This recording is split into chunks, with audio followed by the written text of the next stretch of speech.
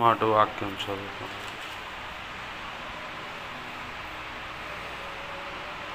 2 కొరింథీ పత్రిక 5వ అధ్యాయము 14-15 వచనాలు చదువుతున్నాను.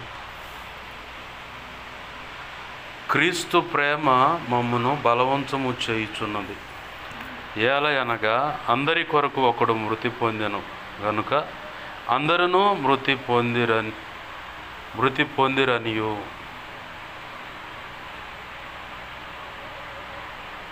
జీవించువారు ఇక మీదట తమ కొరకు కాక తమ నిమిత్తము మృతి పొంది తిరిగి లేచిన వాని కొరకే జీవించుటకు ఆయన అందరి కొరకు మృతి పొందిననియు నిశ్చయించుకొనుచున్నాము. చిన్న మాట ప్రార్థన చేసుకున్నాం. ప్రేమగల మా కన్న తండ్రి, నీకు వందనాలు, కృతజ్ఞతాస్తుతులు మా ప్రభువా. మీరు ఇచ్చినటువంటి లేఖనాన్ని బట్టి నీ కృతజ్ఞతాస్తుతులు. ఈ లేఖనాన్ని విరవండి. ఈ లేఖనము చాటున మీరు దాచి ఉంచిన నీ మనసులో ఉద్దేశించుకున్న సంగతులు ఏమైతే ఉన్నాయో మా ప్రభువా బహు స్పష్టంగా తేటగా మాకు తెలియపరచండి. ఆ తెలియపరచడానికి మీ పక్షం వహించిన మీ దాసుడైన బలపరిచి మీ దాసుడు నోట ఆ మాటలోంచి మీ దాసుని మీ సిలువు చాటును మరుగుపరిచి మీ దాసుని ముఖాంతరంలోంచి మీరు కనపడుతూ తండ్రి నాతో మాతో అందరితోనూ సమకూడిన నీ బిడ్డలతోనూ నీ అనాది సంకల్పంలో నిర్ణయమైన ఈ వర్తమానానికి ఎవరెవరైతే నీవు దేవా నిర్ణయించుకున్నావో వారందరితో కూడా నీవు స్పష్టంగా మీరు మాట్లాడండి. అందరితో మీరు మాట్లాడండి అయ్యా. మీరు మాట్లాడుతున్నప్పుడు మాకు వినగలిగిన చెవును, గ్రహించగల మనస్సును, లోబడు హృదయాన్ని దయచే, దిద్దుబాటు చేసుకునే స్వభావం దయచే, నేర్చుకునే కృపను దయచే, నిత్యత్వము చేరు పర్యాంత వరకు నీ దగ్గర శిష్యరికం చేసే కృపను దయచే, సంపూర్ణ సిద్ధి పొందుతూ సంపూర్ణముగా ఈ భూమి మీద నీ పని నెరవేర్చి ధైర్యంగా క్రీస్తు న్యాయపీఠాన్ని ఎదుర్కొని నీవు నిర్ణయించిన ఆ మెప్పు, ఘనత, మహిమ, బహుమతులు అందుకొని నిత్యత్వంలో ప్రవేశించి వధువులో నువ్వు నిర్ణయించిన ఉన్నత స్థానంలో నిలిచి యుగ యుగాలు నిత్య రాజ్య పరిపాలన చేసే భాగ్యం కలుగునట్లుగా కృప దయచేయండి. అలాగ మాకు ఉపదేశించండి. అంతకంటే ముందుగా ఈ భూమి మీద నువ్వు మాకు నిర్ణయించిన ఆయుష్కాలం అంతటిలో మా ఎదుటించబడిన నీవు మాకిచ్చిన దర్శనమును మొదటిగా నిన్ను గురిగా పెట్టుకొని ఆ తర్వాత దర్శనాన్ని గురిగా పెట్టుకొని మా ఎదుటించబడిన పరుగు పందెంలో నీ కృపచేత నడుం బిగించబడి ఓపికతో సాగిపోతూ ఈ లోకానికి ఉప్పుగాను వెలుగుగాను దేవా, లోకస్తులకు ఉప్పుగాను వెలుగుగాను అనేకులను ప్రభువా ఆ వెలుగులో నడిపించేవారిగాను వెలిగించేవారిగాను క్రీస్తు పరిమళ సువాసనగాను క్రీస్తు పత్రికలుగాను ఉంటూ నిలకడగా నీ కృపచేత మా వంతులో మేము నిలచి నీ సిలువ నీడలో విశ్రాంతి పొందు నీ శ్రేష్టమైన హితబోధ అందుకుంటూ ఆరోగ్యకరమైన ఆధ్యాత్మిక జీవితం కలిగి కృపలో వర్ధిల్లుతూ సాగిపోవచ్చు. నీ ఉన్నతమైన పని సంపూర్ణంగా చేసి నేను మహింపరచడానికి కూడా మా ప్రభువా మా అందరితో మాకు కావలసిన సంగతులు మాకు తెలియపరిచి మమ్మల్ని ఆయత్తపరచండి.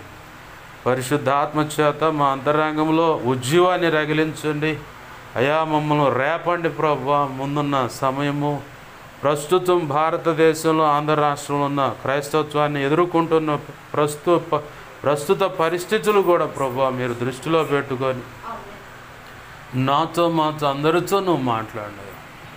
ఉపదేశాన్ని అడ్డగించాలని ప్రయత్నం చేస్తున్నది ఆ దుష్టుడు, వాడి దోతలు, చీకటి అంధకార శక్తులైనా పూజలు అందుకుంటూ నీకు ఏవైనా ఇంకే ఇతర కనపడకుండా అవి ఎంత ప్రమాదకరమైన దాడి చేస్తూ లేదంటే నీ మాటలు నీ ప్రజలకు అందకుండా అడ్డగించాలని చూస్తున్న ఏవైనా సరే మత్తయి 16:18-19 మత్తయి 18:18 ప్రకారం నీవు మాకు అనుగ్రహించిన అధికారం చొప్పున మేమంతా కలిసి దేవాన్ని మహాపునరుద్ధాన శక్తి ద్వారా సిలువ రక్తాన్ని బట్టి వాటి బంధిస్తున్నాం, నిత్య నరకంలోకి విసిరి కొడుతున్నాం. ఇటు వాటి చేత ఎవరైనా పీడించబడుతున్నా బాధించబడుతున్నా దేవా ఏవైనా ప్రయోగించబడి వేదనకు గురి అవుతున్నా సరే అటు బంధకాల నుంచి కూడా యేసునామములో ప్రతి ఒక్కరికి విడుదల స్వస్థత కలుగును గాక. రానున్న ఆదివారం అమావాస్యని టార్గెట్ చేసి కొంతమంది మీద కొన్ని ప్రయోగాలు ఉన్నాయి. అట్టి బంధకాల నుంచి కూడా యేసు నామములో వారికి విడుదల కలుగును గాక. దేవా ఎంచి దేవా ఇలా ప్రయోగిస్తున్న వారికి రివర్స్ అయ్యే వాళ్ళకి యేసు నామములో చగులును గాక. నీ ప్రజలు క్షేమంగా ఉందురుగాక. నీ గొప్ప కార్యాలు జరిగించమని దేవా నా చుట్టూరు మా చుట్టూ నీ సిలువ రక్తపు కంచెనవే, నీవే అగ్ని ప్రాకారమైన నీ చేతిని దాచిపెట్టి నీ మహిమ కానీ ఇక్కడ ఆవరింపచ్చే.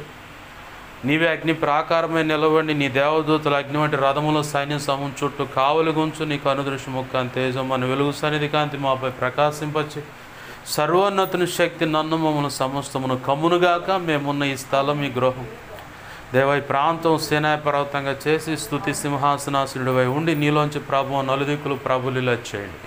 బలమైన నీ సన్నిధి ప్రభావం యేసు నామములో మా మధ్య ఉండునుగాక. దేవ కనికరించండి. ఈ పక్షం వహించిన నేను ఎంత బలహీనుడు నీకు బాగా తెలుసు. నీ మీదే అనుకున్నా, నీ కృప మీద ఆధారపడ్డా. నాలో ఉన్న సమస్త అవిధేయతలు, అతిక్రమ దోషాలు, పాప దోషాలు, ఆజ్ఞాతిక్రమలు పునః క్షమించు. నాలో నువ్వు కోరుకున్న పరిశుద్ధతను దయచేయి. శుద్ధజలంతో సమస్త కీడు అపవిత్రతను కొట్టివి. ఆనంద తైలాభిషేకం నాపై ఇంకొన గొప్పగా ఉంచు. పరిశుద్ధ ఆత్మగిలను పుటమే శుద్ధ సువర్ణంగా మార్చు. పరలో శుద్ధ సువర్ణ చైలు నా నెత్తి ఇంకొన గొప్పగా ఉంచు. అయా హెస్కేల్ గ్రంథం 2:1-2 వచ్చిన ప్రకారం నన్ను మమ్మల్ని నీ ఆత్మచేత నింపి చక్కగా నిలబెట్టి మాతో మాట్లాడు. మత్తయి 10:1-7-8-20 వచ్చిన ప్రకారం నీ కృపను, యెషయా 51:16 ప్రకారం నీ కృపను, అపోస్తుల కార్యం 4:27-37 నీ కృపను నాకు దయచే. ఇర్మియా 1:9-10-18-19 నీ కృపను దయచేయమని నాకు దయచే ప్రభువా. ఈ వాక్యాన్ని బట్టి కృతజ్ఞతాస్తుతులు చెల్లిస్తూ నీవే నాతో మాతో ఉండి మాట్లాడమని బతిమలాడుతూ సమస్త అల్లరి చీకటి అంధకార శక్తుల యొక్క క్రియలు ఆగడాలు అన్నీ యేసు నామములో బంధిస్తున్నాను. నీవే తోడు మాతో మాట్లాడమని సమస్తాన్ని మీ స్వాధీనం తీసుకోమని యేసయ్య ఉన్నతనంత శక్తిగల నామమున అడిగి వేడుకం ప్రార్థించి సమస్తం పొందుకొని నీ కృపాస్తాలకు నన్ను మమ్మల్ని అప్పచెప్పుకుంటూ నీ వాక్యాన్ని బట్టి నీ కృతజ్ఞతాస్తుతులు చెల్లిస్తున్నాం మా తండ్రి. Amen, amen, amen. మంచిది. సమకూడిన నా ఈ మాటలు వింటున్నా ప్రతి ఒక్కరికి, ఇక ముందు వినబోతున్న వారికి కూడా ప్రభు అయిన యేసుక్రీస్తు వారి పేరట నా హృదయపూర్వకమైన వందనాలు. ప్రభు యొక్క మహా ఉచిత కృప మనందరి ఆత్మలకు సమస్తమునకు తోడై సేవా పరిచర్య కూడా సంఘానికి సంఘ బిడ్డలు కూడా తోడై నడిపించునుగాక. ఆమేన్, ఆమేన్. గమనించండి, చదువుకున్న మాట లేఖన భాగంలో క్రీస్తు ప్రేమ మమ్మను బలవంతము చేయుచున్నది అన్నాడు. ఫస్ట్ ప్రారంభంగా మాట క్రీస్తు ప్రేమ చేత మనం నింపబడాలి. మొదటిగా క్రీస్తు రక్తంలో కడగబడిన ఆ పిమ్మట ఖచ్చితంగా ఒక విశ్వాసైనా, పరిచారకులైనా, లేదా సంఘ పెద్దలైనా, అభిషేకించబడ్డ దైవజనులు, నూతనంగా అభిషేకించబడ్డ దైవజనులైనా సరే మొదటిగా మనం ప్రార్థన చేయాల్సిన విషయం ఏంటంటే, ప్రభువా నీ పరిశుద్ధాత్మతో నన్ను కొలత లేకుండా నింపు, నన్ను అభిషేకించు. అదేంటి భాష గారు, బాప్తిసం పొందిన తర్వాత అయినా, అభిషేకం పొందిన తర్వాత అయినా పరిశుద్ధాత్మ దేవుడు నాలో ఉంటాడు కదా, నాతో ఉంటాడు కదా, మళ్ళీ ప్రత్యేకంగా అడుక్కోవాల్సిన పని ఏంటంటే మేడగది అనుభవం మనం గుర్తు చేసుకోవాలి. ఎందుకంటే యేసు ప్రభు వారితోనే ఉన్నారు, యేసు ప్రభు వారి యొక్క సూచక్రియలు చూశారు, యేసు ప్రభు వారి ఉపదేశాలు విన్నారు, యేసు ప్రభు వారి దగ్గరుండి కాళ్ళు గడిగి ఒకరినొకరు తగ్గించుకోమని చూపించాడు.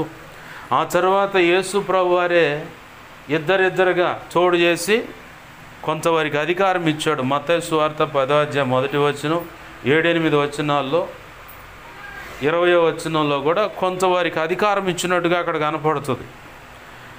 మరి అంత అధికారం ఇచ్చి వెళ్ళారు. దేవుని కృపచేత, యేసయ్య కృప తోడుగా ఉంది కాబట్టి, దేవుని హస్తం వారికి తోడుగా ఉంది కాబట్టి వెళ్ళిన కాడల్లా వాళ్ళు చెప్పిన మాటలు విన్నారు. వారికి ఇవ్వబడిన అధికారాన్ని బట్టి దెయ్యాలు వెళ్ళగొట్టారు, రోగులను స్వస్థపరిచారు, ఎన్నో అద్భుత కార్యాలు చేశారు. తిరిగి వచ్చి యేసయ్యతో చెప్తా ఉన్నారు, నీ నామం పేరట మేము వెళ్ళాము కాబట్టి, వెళ్ళిన దాన్ని బట్టి దెయ్యాలు వదిలిపోయాయి, స్వస్థత కార్యాలు జరిగాయి, అద్భుతాలు జరిగాయి.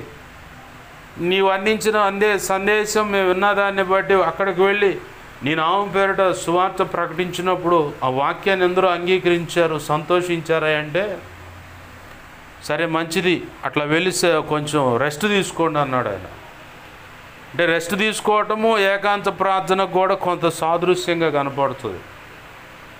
ఇంత తంతు జరిగినా వాళ్ళలో ఒకడు మాత్రం డబ్బు సంచికి బానిస అయిపోయాడు. అంటే మనం ఎక్కడో చోట తేడా పడతామని గ్రహింపు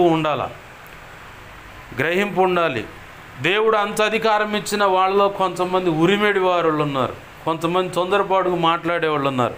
ఒక ఆయన అయితే అల్ప విశ్వాసం తూగాడు. ఇన్ని పరిస్థితులు ఉన్నాయా, అయినా కానీ వాళ్ళకి మళ్ళీ ఖచ్చితంగా మేడగది అనుభవం కావాల్సి వచ్చింది.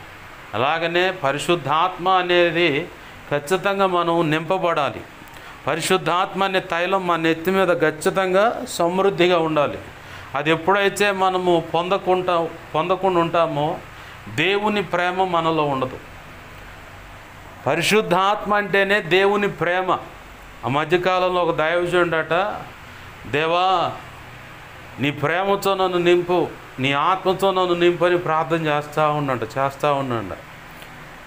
చివరికి కొన్ని సంవత్సరాలు ప్రార్థన చేసిన తర్వాత సడన్గా ఒక్కసారిగా పరిశుద్ధాత్మ దేవుడు మీదకు వచ్చి అలాగా కుమ్మరింపబడితే అతనిలో తెలియని హృదయంలో ప్రశాంతత వచ్చేసింది. పరిశుద్ధాత్మ నీ మీద ఉన్నప్పుడు ఏ పరిస్థితికి కూడా నువ్వు కదిలిపోవు. దేవుని ప్రేమ చేత నువ్వు నింపబడ్డప్పుడు ఏ పరిస్థితిని బట్టి కూడా కదిలిపోవు నువ్వు. ఆ దైవజనుడు పరిశుద్ధాత్మ చేత నింపయ్యా, నీ ప్రేమతో నింపయినప్పుడు మొదటిగా అతని మీదకు వచ్చిన కార్యం ఏంటంటే పరిశుద్ధాత్మ వచ్చేసింది బలంగా ఆయన మీదకి. పరిశుద్ధాత్మ బలంగా మీదకి రాగానే అప్పుడు దాకా వెలితి అనుకున్న హృదయం నింపుదలగా మారిపోయింది. మనస్సులు ఏయో గలిబిళ్ళు అనుకునే మొత్తం కొట్టివేయబడ్డాయి. చివరికి తన హృదయం ఎలా ఉందంటే, తన కళ్ళ ముందు ఒక వ్యక్తి వెళ్ళిపోతూ ఉంటే అతన్ని అలాగా హక్కును చేర్చుకొని కౌగిలించుకొని, ఇతర దేశాలకు సంబంధించిన సాంప్రదాయాలు ఉన్నారు కాబట్టి వాళ్ళని కౌగిలించుకొని ఇక్కడ చెవి కింద భాగంలో ఈ చెంప మీద ఊరకలా ముద్దు పెట్టుకున్నట్టుగా ఆలింగనం అంటే కౌగిలించుకోవటం అనేది. అట్లా చేయాలని అనిపిస్తే దారిని వచ్చే వాళ్ళందరినీ కూడా అదే పని చేస్తున్నాడు. పరిశుద్ధాత్మ చేత నింపబడ్డాడు, వెంటనే దేవుని ప్రేమ కూడా అతనిలోకి వచ్చింది.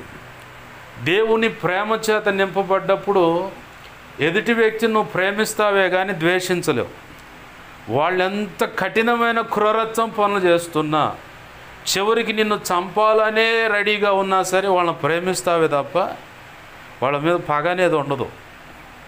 అమ్మో వీడు ఒకప్పుడు నాకు ఈ ప్రతీక ఇలా పగబెట్టుకున్నాడు కదా అని చెప్పంటే తెలియక అజ్ఞాన స్థితిని బట్టి వాళ్ళు అలా ఉన్నారు. నా ప్రభు కృపను బట్టి నేను క్షమించబడ్డాను. నా ప్రభు కూడా ఆ సిలువలో ఎన్నో చిత్రహింసలు పెడుతూ ఉంటే, తండ్రి వీరేం చేస్తున్నారు, వీరు ఎరుగురు గనక వీరిని క్షమించు అని అన్నాడు. మరి ఆయనకే అన్ని శ్రమలు అనుభవిస్తుంటే ఆయన క్షమించినప్పుడు నేనెంత పరిశుద్ధుని, నేనెంత పరిశుద్ధురాలని. నేను కూడా ఆయన ప్రేమ చేత నింపబడ్డాను, పరిశుద్ధాత్మ చేత నింపబడ్డాను కాబట్టి నేను కూడా ప్రేమించాలి. ప్రేమ చేత పరిశుద్ధాత్మ చేత ఎప్పుడైతే మనం నింపబడతామో దేవుడు మనతో మాట్లాడుతూ మొదలు పెడతాడు.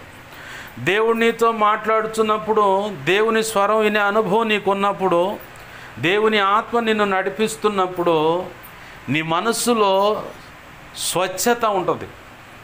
ఎటువంటి కుళ్ళు, కుతంత్రాలు, ద్వేషాలు, పగ, ప్రతీకారాలు అనేవి, ఒకరిని చంపాలనేటువంటి తీవ్ర కసి, తపన అనేది ఏముండదు. పలానా వాడికి నష్టం చేయాలనే ఇది అసలు ఏ కోణంలో కూడా వాళ్ళలో ఉండదు.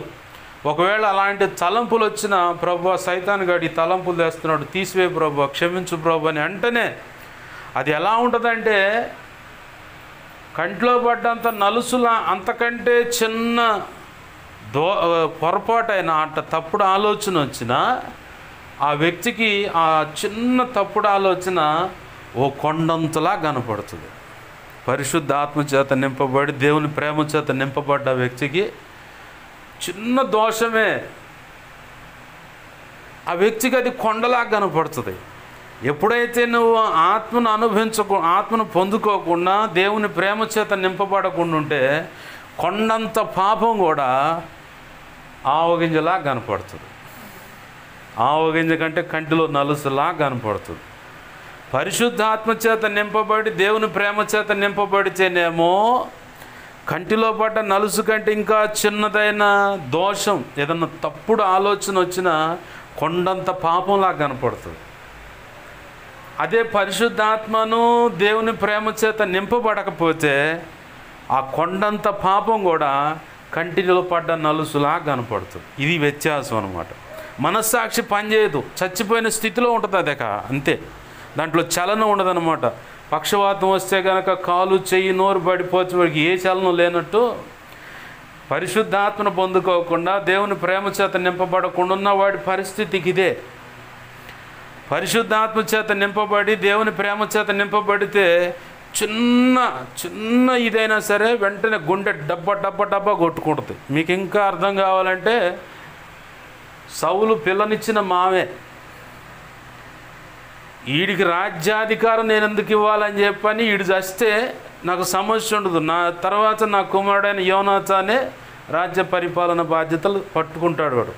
వాడికే వాడికి ఇవ్వాలంటే అల్లుడైనా సరే దావీదు అడ్డుగా ఉన్నాడు, వాడిని ఎట్టయినా చంపాల అన్న కసితో సౌలు దావీదును చంపటానికి వెతికి మరి తరిమాడు. వెంతేందంటే సౌలు అలసిపోయి గుహల్లో పడుకుంటే దావీదుకే సౌలు దొరికాడు. కొన్ని సందర్భాల్లో దొరికాడు. పక్కనున్న దావీదు పక్కన అనుచరులకు ఉన్న వాళ్ళలో ఒకడు అంటాడు, యోబ్ అనేవాడు ఇట్లా అంటాడు, మేనల్లుడే అయినా కానీ తనకు సైన్యంలో ఒకడుగా నిలబడ్డాడు. అంటాడు, సౌలు నీకు దొరికాడు, ఇప్పుడు దేవుడు నీ చేతికి అప్పచెప్పాడు, ఇదే ఛాన్స్. ఒక్క దెబ్బ ఏటితో పొడిస్తే అంతే అయిపోతే ఇక సమస్య పరిష్కారం అయిందంటే, యెహోవా చేత అభిషేకించబడిన వాడిని నేను ఎలా ముడతానో తప్పది, అలా మాట్లాడకూడదని చెప్పని పక్కనున్న అనుచరుని గద్దించాడు. ఓ సమయంలో దాటిపోయాడు.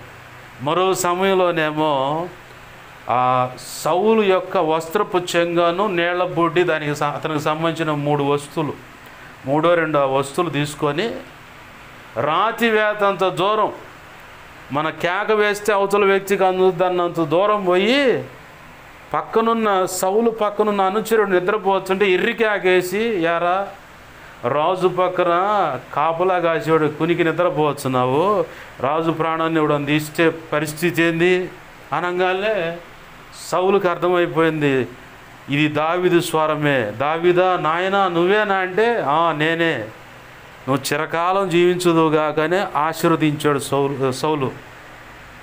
దావీదు అంటాడు, ఈ దినం ముందు నిన్ను నా చేతికి అప్పచెప్పాడు, నీ దగ్గరకు వెళ్ళానన్న దాన్ని బట్టి ఇదిగో నీ వస్త్రపు చెంగును కోసాను, ఇదిగో నీ వస్త్రపు చెంగు నీళ్ల బుడ్డి నీకు సంబంధించింది ఇది అని చెప్పగానే, అమ్మ దొరికినా కానీ నిన్ను నన్ను చంపలేదు కాబట్టి నేను ప్రతీకారం తీర్చుకోవాలని నేను పరిగెత్తించి మరి చంపడానికి ప్రయత్నం చేస్తుంటే నీవు అపకారానికి అపకారం తలపెట్టక అపకారానికి ఉపకారం చూపించి దేవుని ఆత్మచేత నింపబడ్డావాడు అని, దేవుని ప్రేమ చేత నింపబడ్డావు అని ఈరోజు నీ వ్యక్తిత్వాన్ని నిరూపించుకున్నావు అని చెప్పని నువ్వు చిరకాలం జీవించదు కాక అని చెప్పని సౌలు దీవిస్తాడు. దావీదు మాత్రం ఆ చిన్న వస్త్రపు చెంగు కోసినందుకు తన గుండె అట్ట కొట్టుకుందట. అదే రాసింది. చిన్న పొరపాటేగా, మావేగా, ఏమైంది? చిన్న పొరపాటే, అట్ట తీసుకోవాలా. దేవుని చేత అభిషేకించబడ్డాడు రాజు, అతను అంత వినయ భయభక్తులు కలిగి ఉన్నాడు కాబట్టి యేసయ్యకు హృదయానుసారుడయ్యాడు. ఆమేన్, హల్లెలూయా. ఆత్మచేత నింపబడ్డవాడు, దేవుని ప్రేమ చేత నింపబడ్డవాడు, దేవుని వాక్యము చేత నడిపించబడుతున్న వాని యొక్క లక్షణాలు ఇవి. దీనికి భిన్నంగా ఇంకొక ఆయన ఉండు, ఈయన మావే, ఎవరు? దావీదు మావే సౌలు. యాజకుడైన సమయంలో వచ్చే లోపల బలి అర్పణ చేస్తాడు. ఏంది రాబా ఈ పని చేసా అని చెప్పని అక్కడ ఒక మాట పలుకుతాడు సమయలు.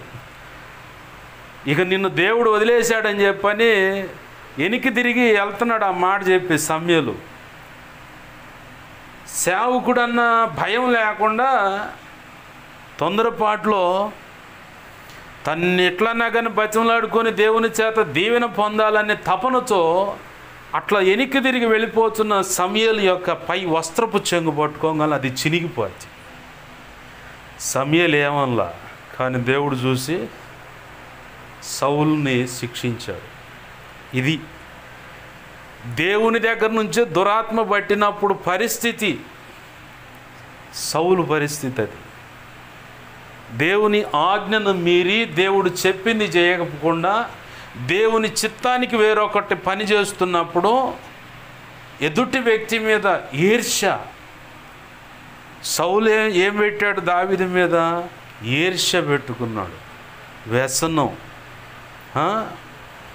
వ్యసనం పెట్టుకుంటూ, అయినా వాడికి సౌలుకు 1000 కొలది, దావీదుకు 10,000 కొలది చేయాలంట. వీడేం తీసుకుంటాడు? రాజ్యం తప్ప ఇంకేం తీసుకుంటాడని వ్యసన పడ్డాడంట. ఆన్ ది స్పాట్లో దేవుని దగ్గర నుంచి దురాత్మ వచ్చి సౌలును పట్టింది. అది తను బ్రతికిన 40 సంవత్సరాలు వెంటాడుతూనే ఉంది. దావీదు జయంపు గొలియాతును చంపిన తర్వాత ఈ యవన స్త్రీలు, అప్పట్లో రాజును పొగడేందుకు కొంతమంది ఆడవాళ్ళని పెట్టుకుంటారు. రాజాది రాజా బహుపర అని పలానా రాజుగారు వస్తున్నాడు హో అని చెప్పని ఇట్లా పొగడటానికి కొంతమంది కూలిచి మరి పెట్టుకున్నారు. ఈ కూలిచి సౌలు పెట్టుకున్న వాళ్ళు తెచ్చిన తెప్పలు దావీదుకి. మనకు కూడా కొంతమంది తెస్తారు ఎట్నే తెప్పలు. నేను చిలకలూరిపేట శాలేమరాజు గారి గురించి నేను కొన్ని సంగతులు నేను ధ్యానిస్తాను. నేను మామూలుగా అన్వేషకుడు అన్నమాట, కొన్ని చూస్తూ ఉంటా. అన్న వంగాడు ఏదో చేస్తున్నాడని అదొక వీడియో తీసి పెడతాం. అన్న అంగడ అసలు ఆ మనిషికి తెప్పలు తెచ్చేస్తున్నారు ఇప్పుడు వాళ్ళు మొత్తం. ఈ సోషల్ మీడియా పుణ్యం అంట. ఇంతకుముందు ఎక్కడ పోతున్నాడు ఎక్కడికి వస్తున్నాడు ఎవరికి తెలియదు. సంఘంలో ఆ ప్రార్థన గుంపులో కూర్చున్న ఆ టవర్లో ఉన్న వాళ్ళకి మాత్రం తప్ప. ఇప్పుడు మచ్చన్మాదులకు తెలుస్తుంది, ఆయన మీద వ్యతిరేకంగా ఉన్న సేవకులకు తెలుస్తుంది, అందరికీ తెలుస్తుంది. అంత అడావుడి. చివరికి ఇప్పుడు ఆ మనిషి సమస్యల్లోకి తీసుకెళ్ళిన పరిస్థితి. నేను అది చూసినప్పుడు చాలా బాధపడ్డా. ఒరే పక్కన ఉన్న వాళ్ళు ఇంత అవివేకంగా పనిచేస్తున్నారు. ఆ మనిషిని లేనిపోయింది మీడియాలో అన్న అప్పుడు ఏదో సినిమా అన్న మాస్ అని చెప్పి సినిమాలో అన్న కాలు ఎత్తితే మాస్, అన్న చేతితే మాస్ అన్నట్టు ఇప్పుడు అన్న ఏదన్నా చేసినా కానీ అన్న ఇటు చేస్తాను. పక్కన వాళ్ళు తెచ్చిపెట్టి తెప్పలు ఇవన్నీ. ఏ సేవకుడికైనా సరే, ఏ కుటుంబంలో ఇప్పుడు భర్తకైనా అదే పరిస్థితులు, భార్యకైనా అదే పరిస్థితులు. లేదు కడుపును పుట్టిన పిల్లలు ఉంటే వాళ్ళ స్నేహితులు ఉంటారు పక్కన, వాళ్ళు తెచ్చిపెట్టి తెప్పలు సమస్యలు ఉంటాయి. అందుకే జాగ్రత్తగా ఉండాలి. ఈ సౌలు కూలికి పెట్టుకున్న వ్యక్తులు చేసిన పని దెబ్బకు దావీదుకు వచ్చినాయి తెప్పలు. కొన్ని సంవత్సరాలు అడుగును పడి తిరిగిండు, అట్ట తిరిగి. అయితే దేవుడు దాన్ని కూడా క్యాష్ చేసుకున్నాడు. అనేక అనుభవ పాఠాలు నేర్పాడు. ఇందాక మనం ప్రార్థన చేస్తూ ఉంటే ఈ తండ్రి సన్నిధి పరిచర్య ఏంది ప్రభువా, మల్లెపూల గోల కూడా మొదలైంది అని చెప్పాను అనుకుంటామంటే ఇది కాదు, ఇంకా కఠినమైన సమస్యలు వస్తాయి ఆ పరిచర్య మీదకి. చావు దెబ్బ లాంటి ఆ సమస్యలు ఉన్నాయి ఇంకా ముందు అంటా ఉన్నాడు ప్రభు.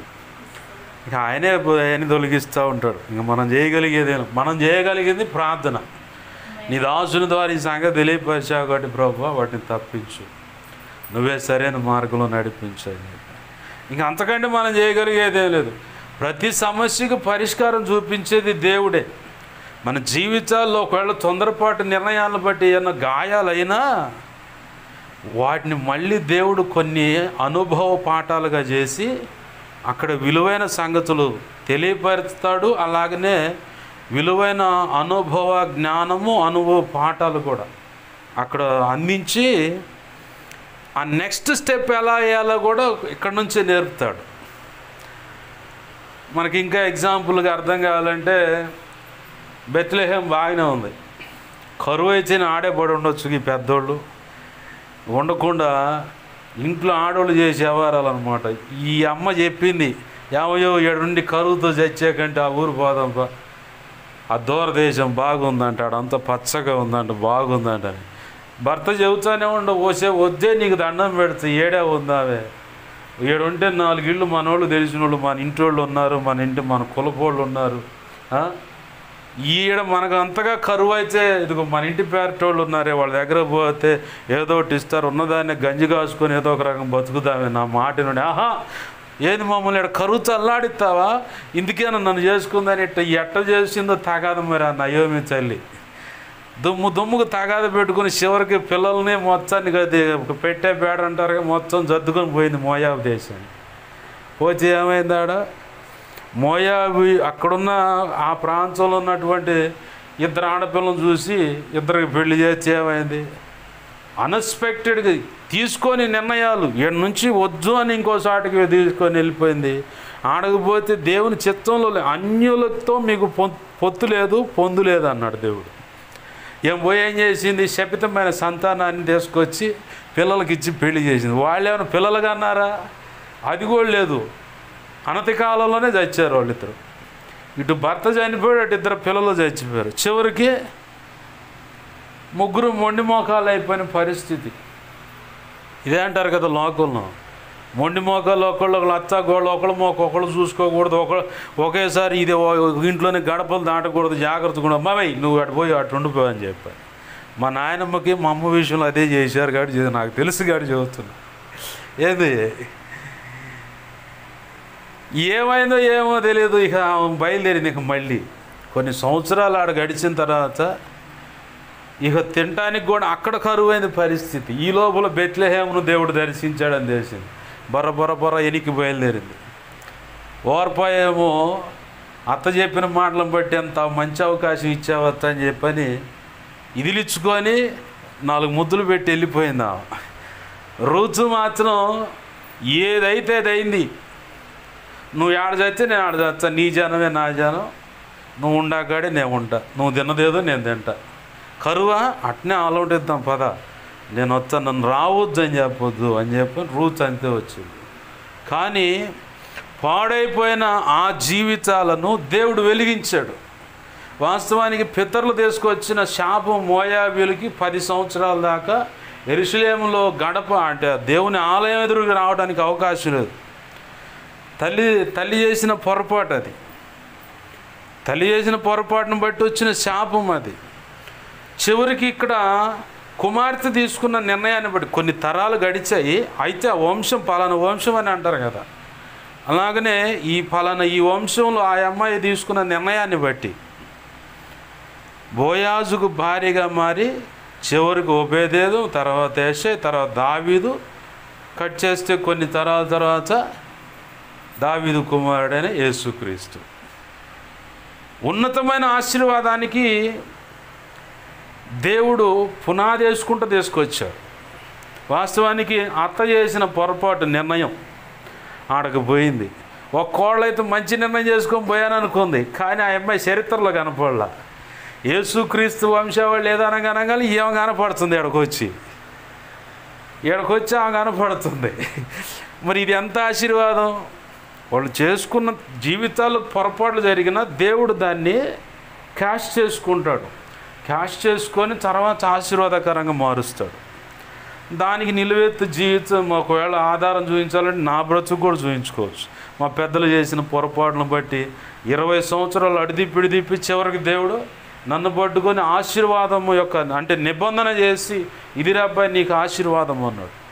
దాన్ని నేను పోగొట్టుకోకూడదని చెప్పి ఆయన పాదాలు పట్టుకొని ఏమన్నా కానీ నడవటం చేత కాకపోతే ఆయన పక్కన నడిపిస్తాడు, నిలబడటం చేయకపోతే ఆయన దగ్గర నిలబెడతాడు, మాట్లాడటం చేత కాకపోతే ఆయనే మాట్లాడిస్తాడు. ఏ పని చేయాలన్నా ప్రభు ఉన్నాడు కాబట్టి మిగతా అన్నీ ఆయన చూసుకుంటాడు.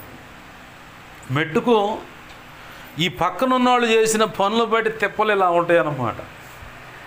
ఆ దావీదుకు సౌలు వల్ల తిప్పలు తెచ్చింది ఎవరంటే పక్కన వాళ్ళు. అట్లనే కొన్ని జీవితాలకు కొన్ని కుటుంబాల్లో కానీ పరిచర్లో కానీ ఇప్పుడు ముఖ్యంగా ఇప్పుడు పరిచర్ గురించి మాట్లాడుతున్నాడు కాబట్టి ప్రభు పరిచర్లో తిప్పలు తెచ్చింది ఎవరంటే ఈ పక్కన వాళ్ళు. ఫోకస్ చేసి అన్నయ్య ఎక్కువ బాగా ఫోకస్ అంటే ఇప్పుడు ఏమైంది, అంత లాస్ అవుతుంది. అన్నీ కూడా అన్ని విధాలుగా ప్రచారానికి ఉండకూడదు, చాలా జాగ్రత్తగా ఉండాలి. ఇప్పుడు చాలామంది విమర్శలు గుప్పిస్తూ ఉన్నారు. ఎందుకంటే ఒకప్పుడు సతీష్ కుమార్ గారు మందిరంలో లైటింగ్స్ డిస్కో లైట్లు అట్టాడు అవన్నీ పెట్టినప్పుడు ఏంది శాలేం రాజు గారు మాట్లాడిన మాటలే ఏంది అది అంత వ్యర్థంగా ఖర్చు డబ్బులు అనవసరం. మనం చూడండి ఒకటే బ్యానరు ఎన్ని సంవత్సరాలైనా అండు ఇప్పుడు కట్ చేస్తే రోజుకో బ్యానర్ మారుతుంది ఆడ. ఆ డిస్కో లైట్లు ఉన్నాయి, ఆ డీలక్స్ సంబంధించిన సెట్టింగ్స్ అంతా ఇప్పుడు ఆడ ఉంది. మీటింగ్స్లో ఆయన సతీష్ కుమార్ గారు భారీ సెట్టింగ్స్ పెట్టి అంతా ఇది చేస్తాడు. ఏంది అది అట్ట పెట్టారు అది అని. ఇప్పుడు అదే కనపడుతుంది అక్కడ. తొందరపాటు విమర్శించకూడదు అంటే పెద్దలు నేను విమర్శించట్లేదు, కానీ తొందరపాటుగా ఒక నిర్ణయం తీసుకునేటప్పుడు మనం ముందుగా మాట జారిన పరిస్థితులు ఉంటాయి. అది గుర్తుపెట్టుకోవాలి, బాగా జ్ఞాపకం చేసుకోవాలి. నాకు బాగా గుర్తుంది ఇట్లా. అప్పుడు మాట్లాడిన మాటలు విన్న దైవజనులు ఇప్పుడు విమర్శిస్తున్నారు. ఒకప్పుడు ఈ బ్యానర్ ఉంటే జాలేపోయి మనకెందుకు అతిగా ఎగస్ట్రాలు ఎందుకు, ఖర్చు తక్కువ, వచ్చిన రూపాయి జాగ్రత్తగా ఇచ్చేద్దాం. ఇప్పుడు కొన్ని వేల రూపాయలు పెయింటింగ్కే కొన్ని వేల రూపాయలు ఉంటుంది. ఆ భారీ సెట్టింగ్స్ అదంతా కోసం. ఇప్పుడు ప్రజాదానం అర్థం కావట్లా, కానుకలు. ఒకప్పుడు ఏమన్నాడు, ఇట్లా కానుకలు వ్యర్థం చేస్తున్నాడు సతీష్ కుమార్ అది దాన్ని. ఇప్పుడు మళ్ళీ ఈయన అదే పని చేస్తున్నాడు. మనకెందుకు అబ్బాయి ఒకప్పుడు యూట్యూబ్లో లైవ్లో కానుకలు పంపించండి అని క్యూఆర్ కోడ్ ఎందుకు అబ్బాయి మనకు వద్దు, వచ్చేవాళ్ళు ఏదో కానుకలు ఆ బాక్సులు వేస్తారా అండు. మనకు వద్దు అబ్బాయి, వాళ్ళు పెట్టినట్టు మనకు వద్దండు. చివరికి ఇప్పుడు ఆయనే ఆ వద్దన్న ఆయనే ఆ లైవ్లో కానుకలు సమర్పించేటప్పుడు ఆ క్యూఆర్ కోడ్ పెడతాడు స్క్రీన్ మీద. గతంలో మాట్లాడిన మాటలు ఇప్పుడు ఒక వ్యక్తి విమర్శించడానికి కారకాలు అయ్యాయి. ఒకప్పుడు చేసుకున్న నిర్ణయాలు మారుతున్న పరిస్థితులను బట్టి నువ్వు తీసుకున్న నిర్ణయము, అప్పుడు మాట్లాడిన మాట కూడా గుర్తుపెట్టుకోవాలి. అది గుర్తుపెట్టుకోకుండా వచ్చినప్పుడు ఇప్పుడు చాలామంది సేవకులు విమర్శిస్తూ ఉన్నారు. ఒకప్పుడు ఇట్లా మాట్లాడాడు ఆయన, కానుకలకు ఆ క్యూఆర్ కోడ్ వద్దని చెప్పాడు, ఇప్పుడు మళ్ళీ ఆయనే క్యూఆర్ కోడ్ పెడతాడు. దాని ముందు ఫోన్పేనో గూగుల్ పే పేటిఎం ఏదో ఉంటాయి కాబట్టి స్కానింగ్ చేస్తే వాళ్ళు ఎంత కానుక పంపించి ఏ దేశంలో ఉన్నా కానీ పంపించారు. అవి వచ్చి ఆ రూపాయి అకౌంట్లో ఉంటాయి. ఇవన్నీ విమర్శించడానికి కారకాలు. పరిచయలో చాలా జాగ్రత్తగా ఉండాలి. చాలా అంటే నోటి మాట అయినా ప్రవర్తన అయినా ఏదైనా విషయం ఆ మెలుకు మర్చిపోతే మాత్రం ఖచ్చితంగా ఏదో ఒక రోజు దెబ్బ అవుతాం. అయితే సబ్జెక్టులోకి వద్దామండి. దేవుని ప్రేమ చేత నింపబడ్డ వ్యక్తిని, దేవుని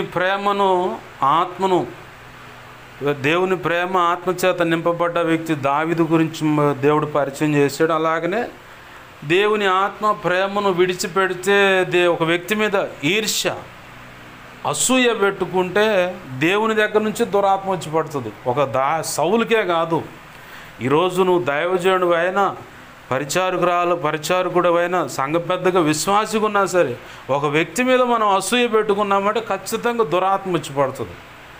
అది పట్టిందంటే ఇక అది అంతేలకు వదిలిపెట్టదు. సౌలు తను బ్రతికినంతకాలం అది పట్టి వెరిపిస్తూనే ఉంటే చివరికి దేవుడు తను ఎడబాసాడని ఎప్పుడు తెలిసిందంటే ఇంకా కొన్నాళ్ళు చేస్తాడు అనగా తెలిసింది. అప్పుడు దాకా తెలియలే. అందుకే అనుదినము దేవుని సన్నిధిలో మనం విమర్శించుకోవాలి. సైతాన్ గాడు కూడా వచ్చి అచ్చంగా దేవుడు మాట్లాడినట్టే నీతో మాట్లాడతాడు. నీతో దేవుడు అచ్చంగా దేవుడే మాట్లాడినట్టు మాట్లాడతాడు నిన్ను దారి తప్పియటానికి. అది బాగా పసిగట్టుకోవాలి. అయ్యా ఇదిగో నాకు వినపడుతున్న స్వరము యేసయ్యా నీదేనా కాదా.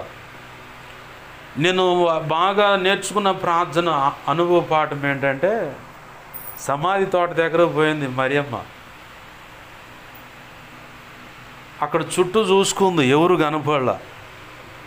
దేవుని ప్రేమ చేత నింపబడ్డ వ్యక్తి, ఆమె ఆత్మచేత నింపబడ్డ వ్యక్తి, యేసయ్య అంటే బాగా పరితపించే వ్యక్తి, తన స్థిరాస్తులను అమ్మి యేసయ్య పాదాల చెంత పెట్టింది. అయ్యా నీ పనిలో వాడుకో అని చెప్పారు. అట్లా కొంతమంది తీసుకొచ్చి ధనాన్ని పెట్టినట్టుగా 3-4 ఆడవాళ్ళ గురించి లూకాసు వార్త 8వ అధ్యాయంలో రాసినట్టుంది ఆ మాట. వాళ్ళలో ఏమి కూడా ఉంది. అంతగా ప్రేమించిన ఆ వ్యక్తి సమాధి దగ్గర పోయి చూసుకుంది. యేసయ్య పునరుద్ధానుడే లేచాడు, అది లేడు. ఆ రాయి దొర్లించి ఉంది. బట్టలన్నీ చక్కగా మచ్చడానికి పక్కన పెట్టినట్టు కనబడుతున్నాయి. ఎందుకో డౌట్ వచ్చి వెనక్కి తిరిగి చూసింది. ఆ చీకట్లో ఒక మనిషి కనపడినట్టుగా కనపడుతున్నాడు. బరాబర దగ్గరకు పోయి యేసయ్యని ఎవరైనా ఎత్తుకొని పోవడం చూసావా? ఏమ్మా ఎందుకంటే చెప్పు.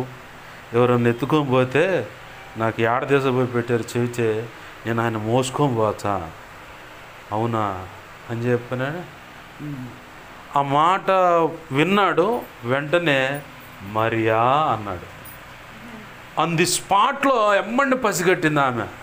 ఆమె చెవులు పనిచేసినాయి, హృదయం మనసు పనిచేసింది.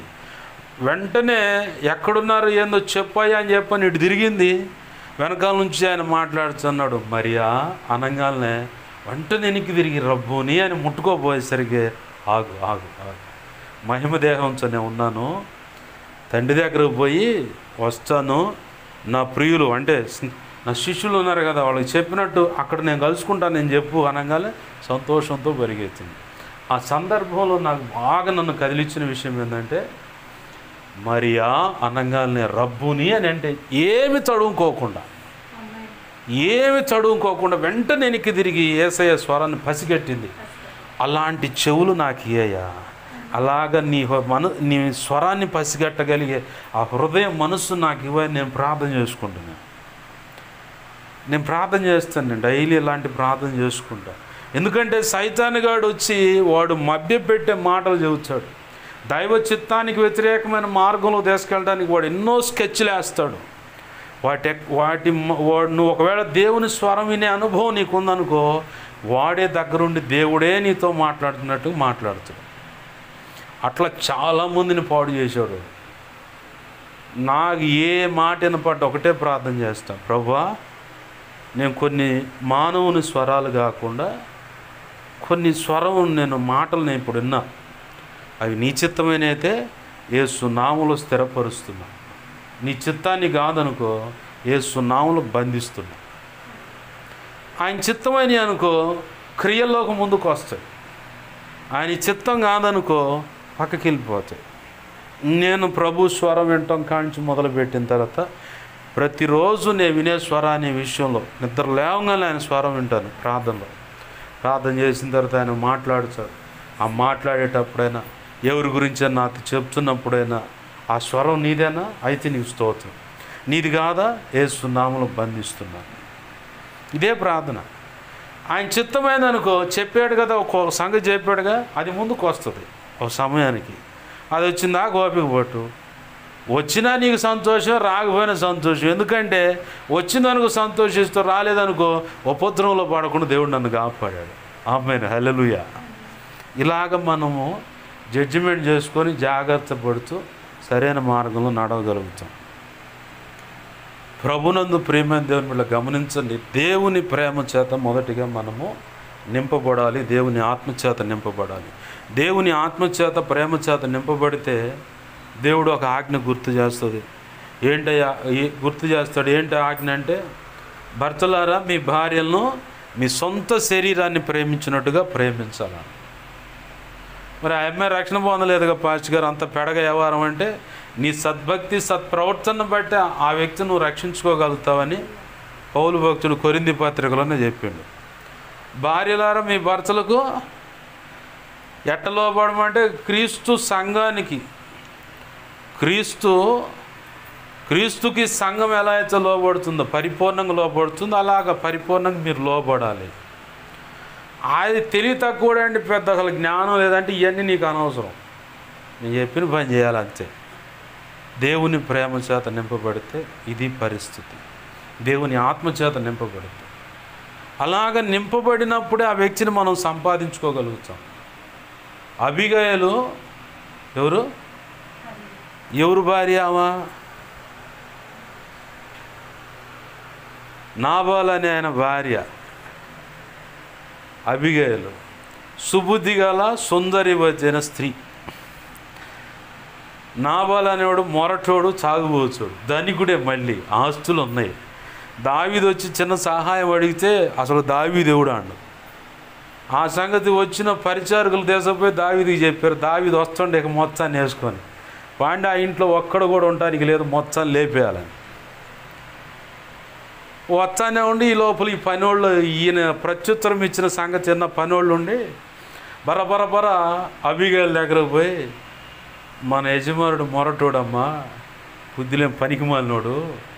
అరణ్యంలో మేము గొర్రెలు మేపుతున్నాగా. అవునరా, ఆ సమయంలో దావీదు అక్కడ ఉన్నాడు. వాళ్ళ సైన్యమంతా మా మంద చుట్టూ కావలిగా ఉన్నారు. రాజు కాపలా కాస్తా కూడా మాకు క్షేమాన్ని ఇచ్చాడు. క్రూర మృగాలు వచ్చి మీద పడకు, దొంగల వల్ల దోచుకొని పోవటం, ఈ సెక్షన్ ఏం జరగలేదు. అవునా? మరి ఏమైంది? దావీదు చిన్న సహాయం అడిగాడు. ఇప్పుడు గొర్రె బొచ్చు కత్తిరించు కాలం కదా, ఇది మనకు పండగ కదా. అవునరా, ఈ పండగ కాలం కాబట్టి ఎంతో కొంత ఉంటుందని కాస్త తినడానికి కొన్ని ద్రాక్ష ఇది అంజూరు పడ్డలను కొంచెం ఇది ఇలా అడిగాడమ్మా. మన యజమానుడు మూర్ఖంగా ప్రత్యుత్తరం ఇచ్చాడు. ఆ దావీదు వచ్చాడమ్మా, మామూలుగా రాడు. యుద్ధం అయిపోయినా కలిగిన ఒక్కడు కూడా బతకడు, మొత్తాన్ని వేసేస్తాడు అనగానే ఏమో గుండె పట్టుకొని అంత పని జరిగిద్దా, ఓము ఆగు అని చెప్పని బర్రా కొంత ఆయన కోరిన తిరుబండారాలన్నీ కొన్ని గాడిదల మీద ఎక్కించి ముందుకు పంపించి వాటిని సిద్ధపరిచి ఏమో ప్రత్యేకంగా ఒక గాడిద ముందుగా రెడీ చేసుకొని సాధ్యమైనంత తొందరగా తోలి తిన్నాడు.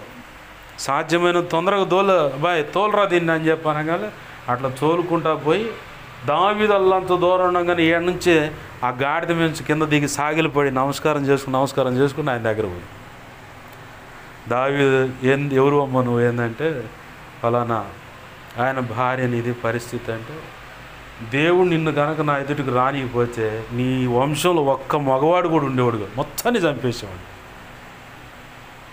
నువ్వు దేవుడు నిన్ను పంపించడం వల్ల నీ కుటుంబాన్ని కాపాడుకున్నాడు. సుబుద్ధి గల స్త్రీ ఏంది ఆమె, తాగుబోతు భర్త అయినా మొరటోడైనా తన భర్తకు లోబడే నమ్మకంగా కాపురం చేసింది. దేవుని ఆత్మచేత దైవ జ్ఞానం చేత నింపబడిన వ్యక్తి కాబట్టి, దేవుని ప్రేమ చేత నింపబడిన వ్యక్తి కాబట్టి అలాగా దేవుని కృపలో కాపురం చేయగలిగింది ఆమె. దేవుని ప్రేమ చేత నింపబడితే నువ్వు భార్య అంత చిత్రహింస పెట్టినా కానీ సొంత శరీరాన్ని, ఎందుకంటే నిన్న కూడా దేవుడు ఇదే మాట అందించాడు. క్రీస్తు శిలువ శ్రమలలో అంత భయంకరమైన వేదనలు అనుభవించి సంఘాన్ని కన్నాడు ఆయన. అంత వేదన శ్రమలు అనుభవించటమే కాదు, పునరుద్ధానుడై తిరిగి లేచి వెళ్ళి తండ్రి కుడి పార్శ్వమందు ఉండి మానక నీ కొరకు నా కొరకు యావత్ ప్రపంచంలో ఉన్న ఆయన కొరకు ఏర్పాటు చేసుకుని ఈ ప్రజానీకం అంతటి కొరకు ప్రార్థన చేస్తూనే ఉన్నాడు, విజ్ఞాపన చేస్తూనే ఉన్నాడు. అదే రాసింది బైబిల్లో. ప్రభు ప్రేమ చేత నింపబడితే భార్యను ప్రేమిస్తావు. ప్రభు ప్రేమ అంటే ఆత్మ చేత ప్రేమ చేత నింపబడితే భర్తకు కూడా లోపడతాం. మొట్టమొదటిగా ప్రేమ అనేది ఉంటే మాత్రం ఈ అనుభవాలు, పిల్లలు ఎంత మూర్ఖంగా అడ్డం తిరిగినా కానీ నా ప్రభు ఖచ్చితంగా మార్చుకొస్తాడని నిరీక్షణ కలిగి పట్టుదలతో దేవుని పాదాలు పట్టుకొని ప్రార్థన చేస్తాం. ప్రభు ప్రేమ చేత ఆత్మచేత నింపబడకపోతే అంత తిరుగుబాటు వ్యవహారాలు, ఇక గందరగోళం. ఇక అదంతా ఎట్లా ఉంటుందంటే, నువ్వు షేర్ అయితే నేను సవా షేర్ అని చెప్పని ఇద్దరు గుమ్ముకుంటూ ఉంటారనమాట. ఈర కుమ్ముడే, ఇక తన్నుకోవటమే గందరగోళం. వామ్మో వాయో అని చెప్పని రచ్చ అయితే ఆ వ్యవహారం అంతా పిల్లలు చూస్తూ ఉంటారు. ఒకానొక నాటికి ఈ భార్య అయినా ఈ భర్త అయినా చేసే ఏ పనైనా ఒకానొక నాటికి ఖచ్చితంగా ఆ పిల్లల హృదయాల్లో ముద్ర వేయబడతాయి. వాళ్ళు జీవితాలు అంటే ఒక స్థాయికి వచ్చినప్పుడు, వాళ్ళు యవ్వన ప్రాయంలోకి వచ్చినప్పుడు చిన్ననాటి నుంచే ఆ పిల్లలు ఆ తల్లిదండ్రులు నడుస్తున్న వ్యవహారం అంతా వాళ్ళ హృదయం, ఆ పసి హృదయాల్లో ముద్ర వేయబడుతుంది. ఇప్పుడు నేను ఉన్న కాలనీలో వాళ్ళు బొమ్మలోళ్ళు అంటారు. అక్కడ ముస్లిం మత పెద్దలు ఏం చేశారంటే, వాళ్ళు క్రైస్తవులు, వాళ్ళతో మీరు మాట్లాడకూడదు అని చెప్పారు. వాళ్ళు ఎంత ఉంటారు, 5-6 సంవత్సరాల పిల్లలు, ఆడపిల్లలే. వాళ్ళు ఎవరన్నా నాతో మాట్లాడుతూ ఉంటే అగే वैसा कहे जानी, वैसा हमें बात करे जानी, उन्हें క్రైస్తవ వాళ్ళ ఆమె బాత్ కరే జాని. నేను మళ్ళీ తెలుగులో చెప్తాను. వాళ్ళు క్రైస్తవులు, వాళ్ళతో మనం అలా మాట్లాడకూడదు, మనం వాళ్ళతో అసలు మాట్లాడకూడదు అని చెప్పని ముద్ర వేశారు ఆ పసి హృదయాల్లో. ఎవరు చెప్పారు మీకు? మాకు మసీదులు ఇలా చెప్పారా? పసి హృదయాల్లో పడ్డాయి ఆ విత్తనాలు. వాళ్ళు పెద్ద అయిన తర్వాత కూడా అట్నే ఉంటారు. వాళ్ళలో కొంతమంది నేను ప్రేయర్ చేసి ఇచ్చిన ఆయిల్ తీసుకొని వాడుకొని సంతానం లేని వాళ్ళు సంతానం కలిగారు. అసలు ఈ పిల్లలే పుట్టరని చెప్పారు డాక్టర్లు. ప్రేయర్ ఆయిల్ ఇచ్చమ్మా, నమ్ముతావా, ప్రార్థన చేసుకో, తీసుకో, ఇట్లా వాడుకోమ్మా అని చెప్తే ఇప్పుడు 2-3 పిల్లలు ఆ పిల్లకి. అలాగనే సంతానం లేని ఇంకొక పిల్లకు కూడా అట్లానే ఇవ్వబోతే మేము తీసుకోమన్నా అండి. భర్తతోనే మాట్లాడే, భార్య అంటే ఇడేదో చేస్తాడు అంటారు కదా, అందుకనే భర్తతోనే మాట్లాడే, అబ్బాయి ఇట్లా సంగతి ఇలా వాడుకో, పలానోళ్ళకి పిల్లల్ని ఇచ్చాడు దేవుడు అంటే మేము అట్లా చేయమన్నా, మాకు వద్దని. ఇప్పుడు పిల్లలు లేరు వాళ్ళు. అంటే ఆ పసి హృదయాల్లో చిన్ననాటి ముద్ర వేశారు. ఆ ముద్రలో మీకు ఇంకా క్లియర్గా అర్థం కావాలంటే, తల్లిదండ్రులు నడుచుతున్న విధానం ఇంకా అర్థం కావాలంటే, ఓ డాక్టర్ గారు తనకి 2 పిల్లలు ఉన్నారు. యథార్థంగా జరిగిన సంఘటన ఇది. అయితే డాక్టర్ గారు పెద్ద కొడుకుని చిన్ననాటి నుంచి ఎలా అయినా సరే డాక్టర్నే చేయాలని చెప్పిన తపనతో తను సర్జరీ చేసే సమయంలో ఆ కొడుకుకి చిన్ననాటి నుంచి ఆ పసి హృదయాల ముద్ర పడుతుంది కదా, ఆ పెద్ద కొడుకును డాక్టర్ చేయాలని చెప్పి తీసుకువెళ్ళి సర్జరీ చేసే కాడ వాడిని నిలబెట్టి ఏ ఆపరేషన్ అయినా ఎలా చేస్తున్నాడు అన్నది చూపిస్తూ ఉన్నాడు. అయితే ఓ రోజు తల్లిదండ్రులు పిల్లలిద్దరిని ఇంట్లో పెట్టేసి షాపింగ్కి వెళ్ళి వస్తాంరా, జాగ్రత్తగా ఉండండి అన్నాడు. ఈ లోపల ఈ పెద్దవాడు ఏం చేశాడంటే ఆడుకుంటా అరే నేను ఇప్పుడు డాక్టర్ని, నువ్వు పేషెంట్వి.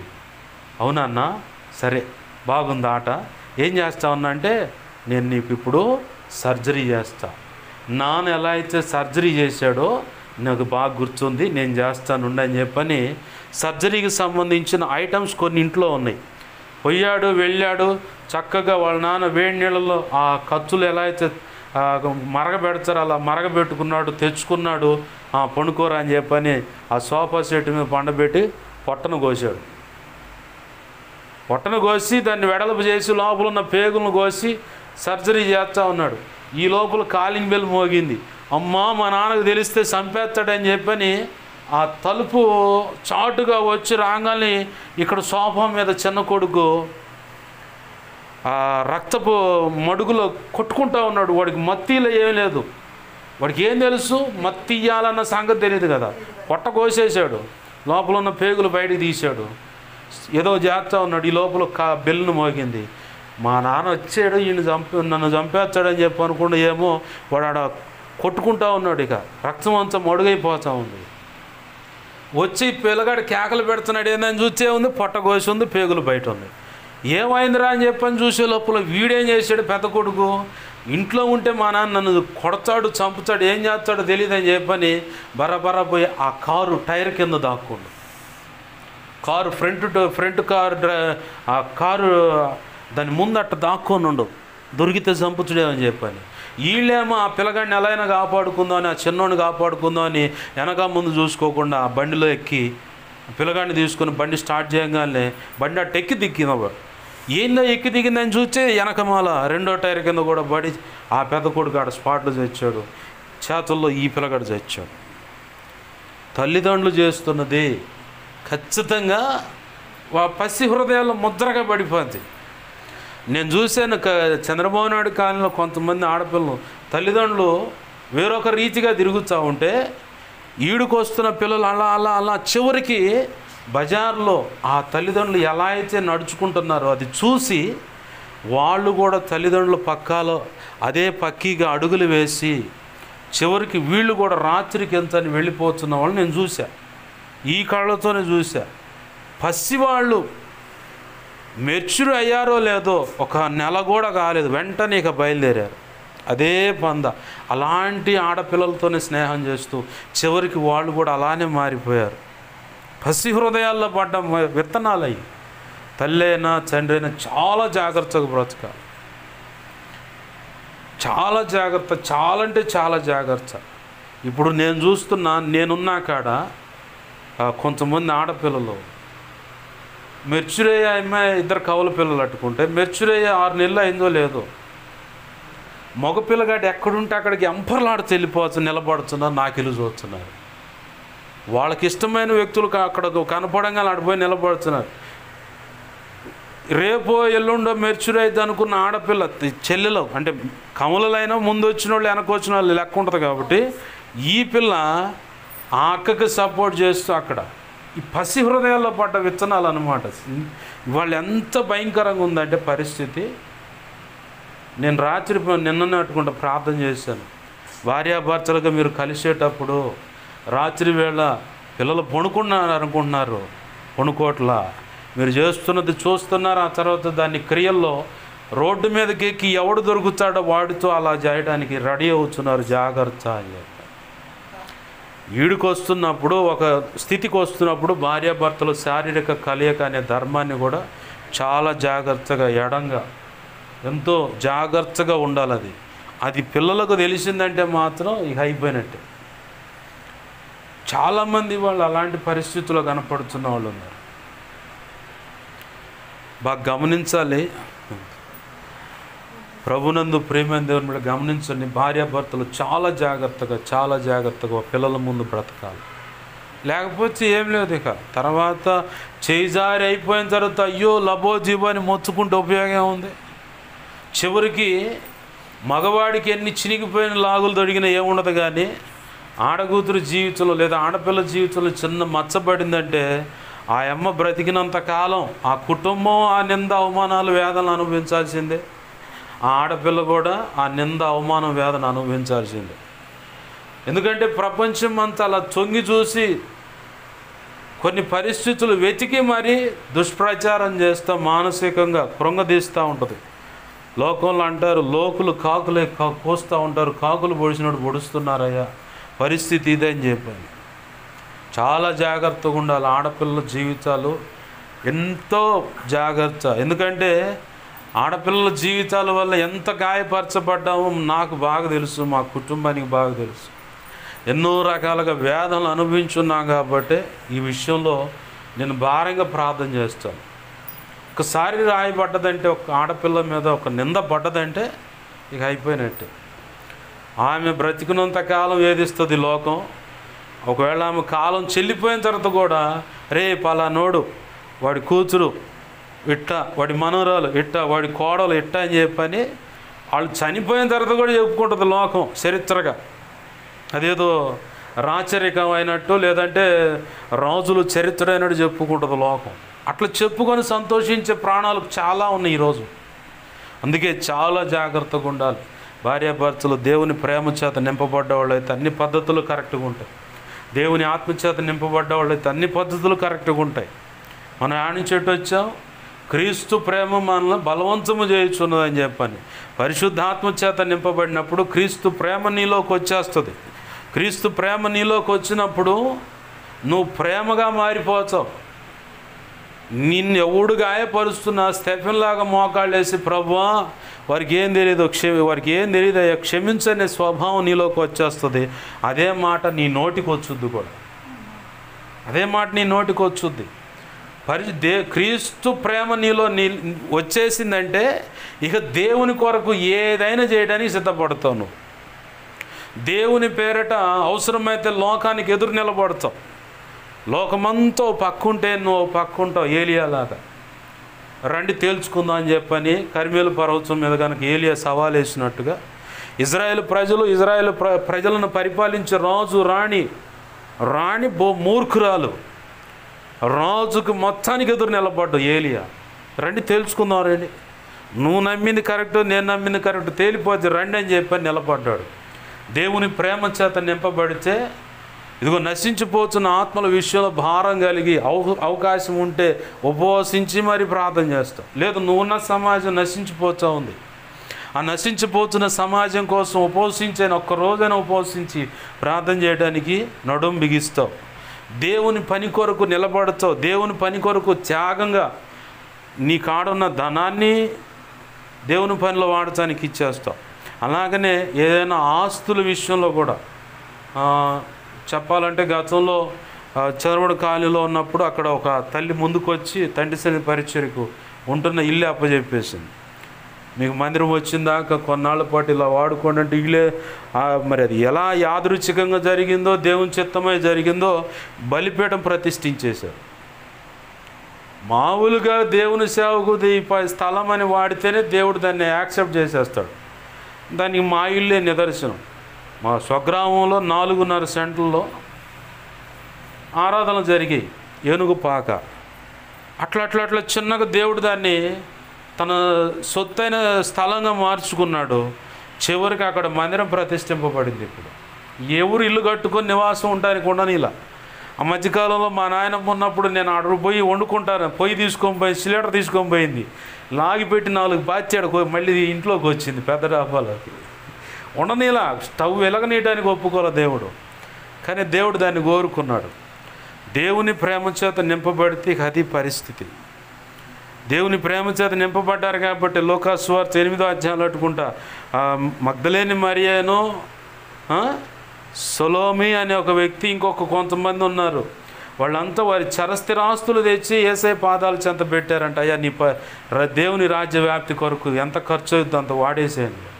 అలాగనే పౌలు భక్తుడు కూడా పరిచయం చేస్తూ ఉంటే వాళ్ళ దగ్గర ఉన్న చరస్థిరాస్తులు అమ్మేసి తీసుకొచ్చి పౌలు గారికి ఉపచారంగా అందిస్తే ఆ సహకారుల పేర్లు జీవగ్రంథం ముందు రాయబడినని చెప్పని రాసి ఉంది పత్రికల్లో. అంటే ఇప్పుడు పాష్ గారు చివరికి చేలిని పైల్చార్థం ఏంటంటే ఎంత చెప్పినా నువ్వు ఆస్తులు లాగేయటానికే కదా, మా డబ్బులన్నీ దోచుకోవటానికే కదా, ఏంది మా భార్య పిల్లల దగ్గర ఉన్న బంగారంతో లాగేసుకోవటానికే కదా, ఈ ఉద్దేశంతోనే ఇంత ప్రసంగం చేసిందంటే అది మన అవివేకం, అజ్ఞానం. ఎందుకంటే తోమా భారతదేశంలోకి వచ్చినప్పుడు ఒక రాజు పరిపాలన జరుగుతుంది కేరళలో. ఆ రాజు ఆస్థానంలో ఇతను ఉన్నాడు. రాజులకు మక్కువ ఏంటంటే మంచి వస్త్రాలు వేసేవాళ్ళు ఎవరన్నా ఉన్నా ఇష్టమే. ఎందుకంటే అందరి రాజుల కంటే నేను గుర్తింపు కలిగే ఒక వస్త్రాన్ని దొడుక్కోవాలన్నది రాజులకు పిచ్చి. కిరీటము కూడా అలాంటి ఆ పిచ్చి అన్నమాట. కిరీటమైనా, ఖడ్గమైన, గుర్రాన్ని అయినా, అలాగనే ఉండే నివాసమైన. చరిత్రలో చెప్పుకోవాలి, ఇంత సుందరమైన ఇల్లు కట్టుకున్నాడు, ఇంత సుందరమైన పట్టణాన్ని కట్టాడు అని చెప్పని చరిత్రలో అందరూ చెప్పుకోవాలి. ఇట్లాంటి వాటిలో రాజులకు బహు ఆశ కలిగి ఉంటారు. అదే కోణంలో తోమా గారు భారతదేశానికి వచ్చినప్పుడు ఒక రాజు పరిపాలన చేస్తూ ఉన్నాడు. ఆ రాజుకు చాన్నాళ్ళ తర్వాత కోరిక పుట్టింది, రే బాయ్ ప్రపంచం అంతా నివరిపోయి గొప్పగా చెప్పుకునేటువంటి ఒక రాజభవంతి కట్టాలనుకుంటున్నాను. పనివాళ్ళు ఎవరున్నారంటే రాజుగారు తమ్ముడు చెప్పాడు కబురు, అన్నా నాకు తెలిసినోడు ఒకడు ఉండు పనివాడు, మంచిగా కడతాడంటే మోసం చేయడన్నా, నమ్మకస్తుడు, బాగా తన దగ్గర మంచి నైపుణ్యత నాకు కనపడుతుంది, కొన్ని ఇల్లు కూడా కట్టాడు, నాకు అర్థమైందన్న అతనైతే కరెక్ట్ నువ్వు అడిగేదానికి, నువ్వు కోరుకున్న భవనానికి కరెక్ట్గా సూట్ అవుతాడన్నా. అంటే సరే పట్టరా పోండి అని చెప్పని తోమాను తీసుకొచ్చి ఆడ హాజరుపరిస్తే, ఇన్నాళ్ళ కల్లా నేను కడతానయ్యా, ఇంత ఖర్చు అవుతుందని చెప్పాను. సరే పో అని చెప్పని ముందుగా ఖర్చులకి ఇగో తీసుకోండి. తోమా గారు ఆ డబ్బులు తీసుకొని వచ్చి దేవుని రాజ్య సువార్త ఖర్చు చేస్తాను, భవంతి కడతల్లా. మళ్ళీ ఒక డబ్బులకు అవసరం అనగానే రాజుగారి దగ్గర పోతాం, డబ్బులు తెచ్చుకుంటాడు, మళ్ళీ పోయి ఆయా ప్రాంతాల్లో తిరిగి సువార్త ప్రకటిస్తాడు, ఆత్మలు రక్షిస్తాడు, దేవుని రాజ్యంలో వాళ్ళు చేరుస్తాడు, సంఘాలు కడతా ఉన్నాడు.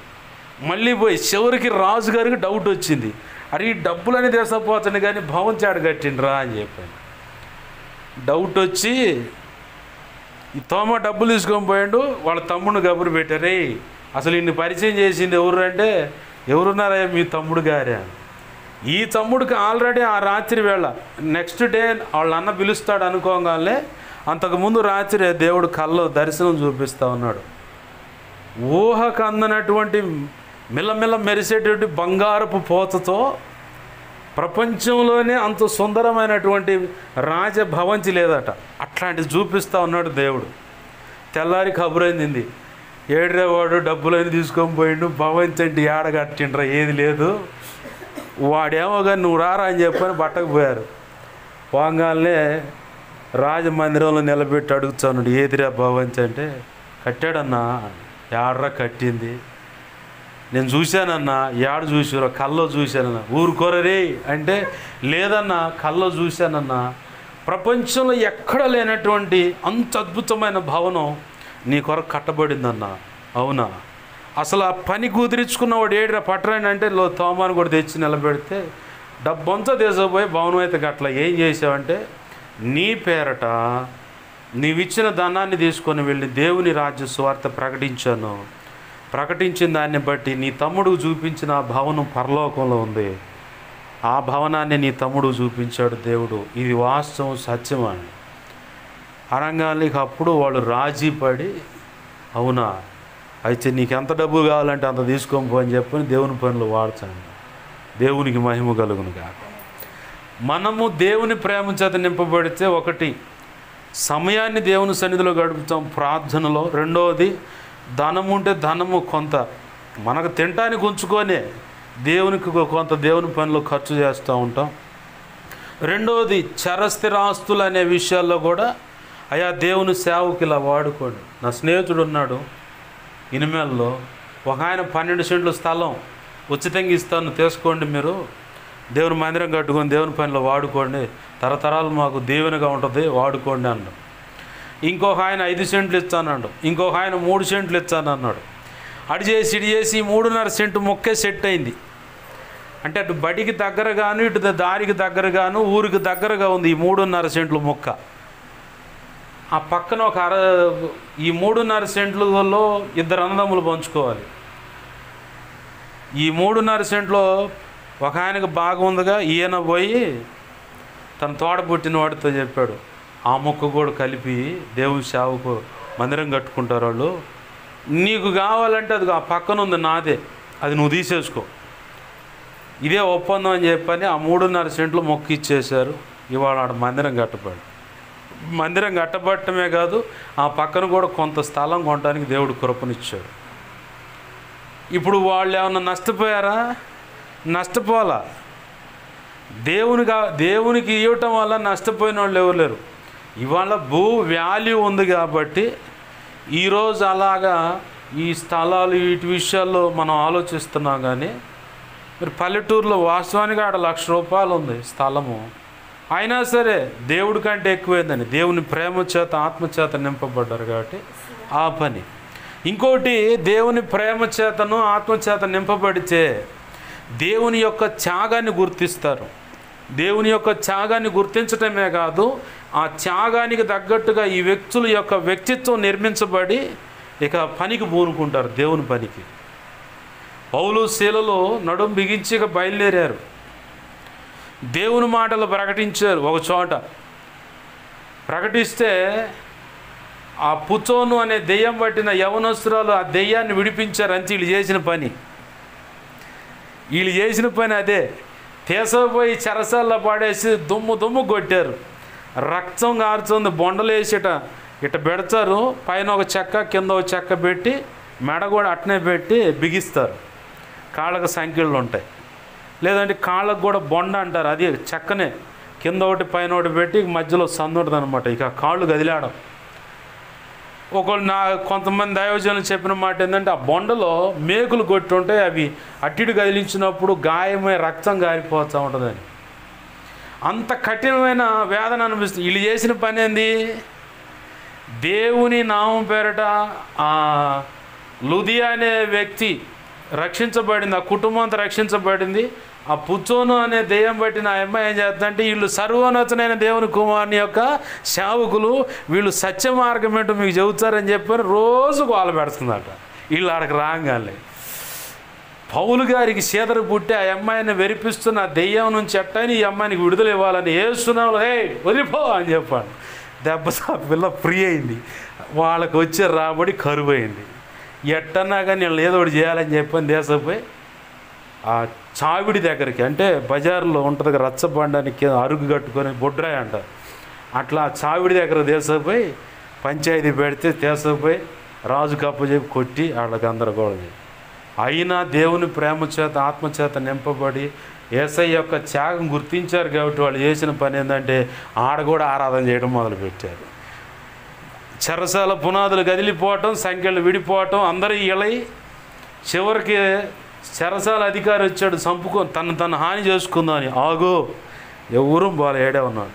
బెచ్చరిపోయి వాళ్ళ భక్తిని బట్టి ఆ పరిస్థితిని అన్నీ తొంగి చూసిన వాడు ఆ చెరసాల అధికారి. ఏంటయ్యా ఇది? ఆ రక్తము, ఆ గాయాలు, అంత వేదనలో మీరు ఎలా ఆరాధన చేయగలుగుతున్నారు? అసలు ఆ యేసు ప్రభు గురించి ఏంటని చెప్పంటే మళ్ళీ పౌలు గారు సువార్త మొదలుపెట్టిండు. ఆ కుటుంబం మొత్తానికి సువార్త చేస్తే మొత్తం ఆ రాత్రికి రాత్రి రక్షణ బాప్తిజం పొందారు. ఆమేన్, హల్లెలూయా. ఆయన త్యాగాన్ని గుర్తించారు కాబట్టే ఆ 15వ వచనంలో చెప్పబడినట్లుగా ఆయన కోసం నిలబడ్డారు. ఇంకో చోట పౌలు గారు అట్నే దేవుని మాటలు ప్రకటించాడు. మాంత్రికులు వాళ్ళకు సంబంధించిన విద్యను అభ్యసించే పుస్తకాలు మొత్తం ఒక చోట కొట్టేసి తగలబెట్టారు. అది చూసిన మిగతా వాళ్ళు ఉంటారు ఎవడో నచ్చనోడు, ఆహా వీడి దెబ్బకి ఈ మాంత్రికుల దెబ్బ కాదు కానీ ఆ పక్కన ఒకడు బొమ్మలు తయారు చేసుకునేవాడు ఉండు, వాడికి నష్టం వచ్చింది ఈ పౌలు వల్ల. ఇంకేదో చేయాలని చెప్పని ఆర్చెమీదేవి మహాదేవి మన పట్టణంలో ఆ అమ్మను కాకుండా ఇంకెవడు ఏదో పరాయి మతాన్ని తీసుకొచ్చి ప్రచారం చేస్తున్నాడు వీడు అని చెప్పని మొత్తం ఠావ్ చేశారు. ఆ సమయంలో కూడా పౌలు గాయపరచబడ్డాడు. ఈరోజు భారతదేశంలో కూడా అదే జరుగుతుంది. పరాయి మతం పరాయి దేశం, ఓకే పరాయి దేశం పరాయి మతం అనుకుందాం. మరి మన భారతదేశంలో నేర్పింది ఏంటి? మన పెద్దోళ్ళు మనుధర్మశాస్త్రం మనకు నేర్పింది ఏంటంటే ఘోష పెట్టుకోవటం. ఆడవాళ్ళైనా మగవాళ్ళైనా ఘోష పెట్టుకోవటం మనుధర్మశాస్త్రం. భారతదేశంలో ఒక క్రైస్తవుడు వచ్చి సంస్కృతి సాంప్రదాయాలు పద్ధతులు గుడ్లు కట్టుకోవటం, కుటుంబ వ్యవస్థ ఎలా ఉండాలి, పిల్లల్ని ఇంత మట్టికే కనాలి, ఇట్లా అయితేనే ఆరోగ్యం, ఇది పరిస్థితి అని నేర్పేదానికంటే ముందు మన భారతదేశ సభ్య సమాజంలో ఉన్న సంస్కృతి సాంప్రదాయాలు ఏంటంటే ఘోష పెట్టుకోవటమే. వాడు అంటరాని వాడైతే మూతికి పల్లెటూరులో ఉన్నాం కాబట్టి తాటి ముంజలు కొట్టేటప్పుడు తాటాకు ఇట్ట మడతేసి ఒక చిన్న బుట్ట చేస్తారు. కళ్ళు తాగేవాడికి తెలుసు తాటాకుతో ఒక చిన్నది చెక్కం లాంటిది ఒకటి చేస్తారు, దాంట్లో పోసుకొని కళ్ళు తాగుతూ ఉంటాడు. ఆ కళ్ళు చెట్ల కాడపోయినాడు. నేను చూశాను కాబట్టి నా స్నేహితులు వాళ్ళు తాగుతూ ఉంటే ఆడ చూసా. నాకు కూడా దాపారే కానీ మొత్తం గక్కా నేను. గిట్ల నాకు ఏది అట్లాంటిది మూతికి కట్టుకోవాలి, దాంట్లోనే వస్తే ఉమ్మేసుకోవాలి.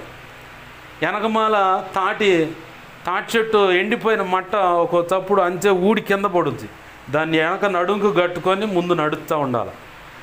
ఇవి యొక్క పాదాలు ఆడ అచ్చులు కనపడితే ఆ వెనకమాల ఆ తాటాకు చెరిపేసుకుంటా పోద్ది. ఈ తాటాకు వెనక కట్టుకున్నాడు, మూతికి ఆ చెక్కలా కట్టుకున్నాడు అపవిత్రుడు, అంటరానివాడు. బ్రాహ్మణులు చేసిన పరిస్థితి ఇది. అగ్ర కులాలు అంటారు ఇక అట్లా చెప్పుకోవచ్చు. వాళ్ళు చేసిన పరిస్థితి, మనుధర్మశాస్త్రం నేర్పిన సంస్కృతి ఇది మన భారతదేశంలో. పండు వృద్ధాప్యంలో ఉన్నవాడికి కన్య పిల్లనిచ్చి పెళ్లి చేస్తారు. వాడు జావంగా నీ పిల్లని కూడా తీసుకుపోయి ఆ శవం మీద కట్టేసి సతీ సహగమనం అని చెప్పని తగలబెట్టేస్తారు. విలియం కేరీ అనే ఒక క్రైస్తవుడు వచ్చి సతీ సహగమనం మీద పోరాడాడు.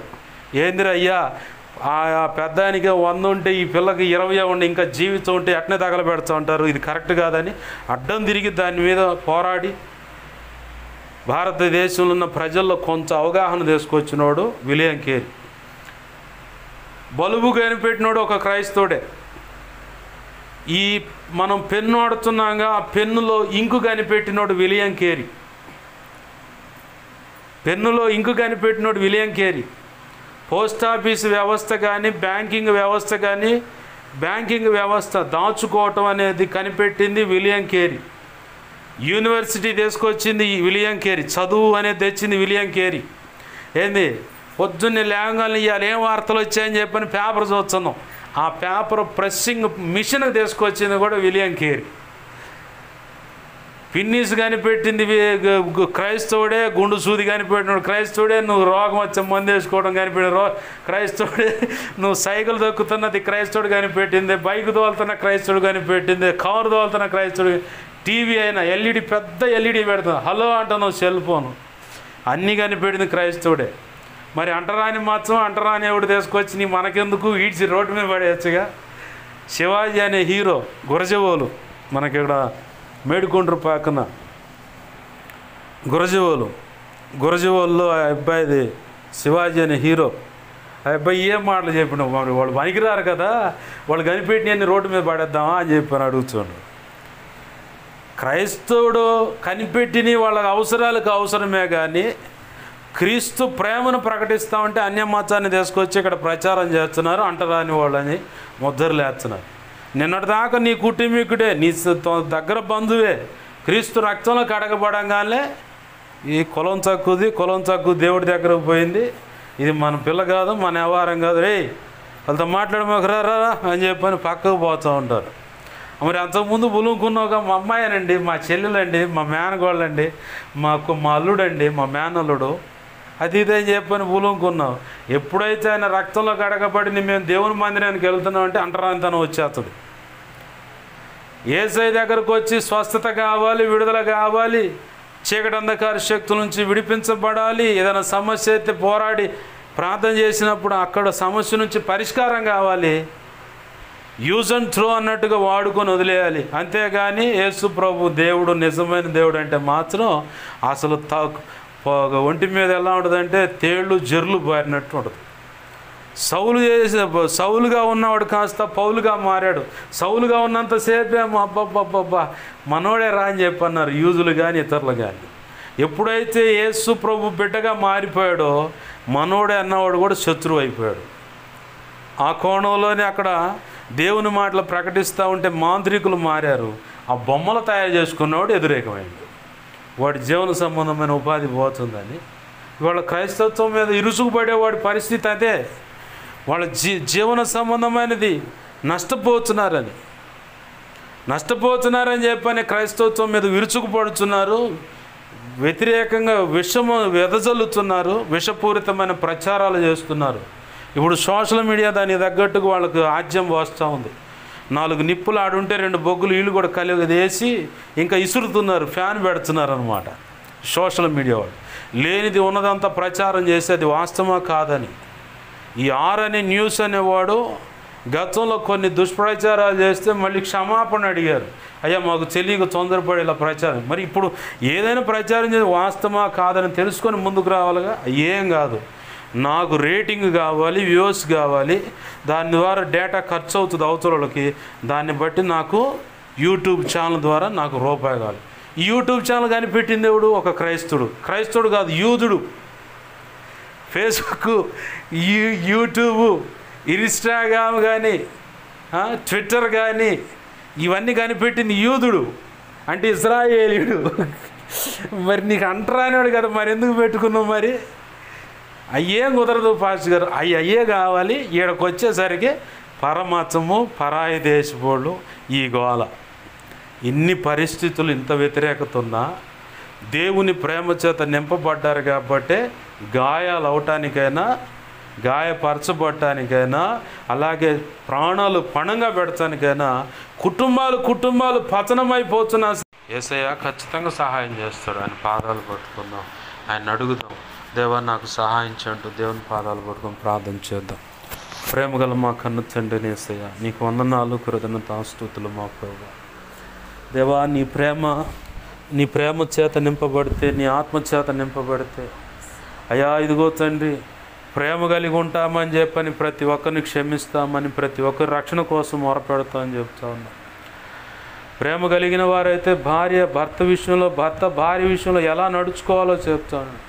ప్రేమ కలిగి ఉన్నట్లయితే పిల్లల విషయంలో కూడా, తల్లిదండ్రుల విషయంలో కూడా ఎలా ఉంటారో తెలియపరుస్తూ ఉన్నాం. ప్రేమ కలిగి నింపబడి చిదుగొచ్చండి నీ పరిచర్య విషయంలో త్యాగపూరితమైన మనసు కలిగి ధనం విషయంలో సహాయపడతామని, అలాగే స్థిరాస్తుల విషయంలో నీ పనికే ఇదిగో తండ్రి వెచ్చించినప్పుడు పరలోకంలో ధనం సమకూర్చుకుంటామని చెప్పని సెలవిస్తున్నాం.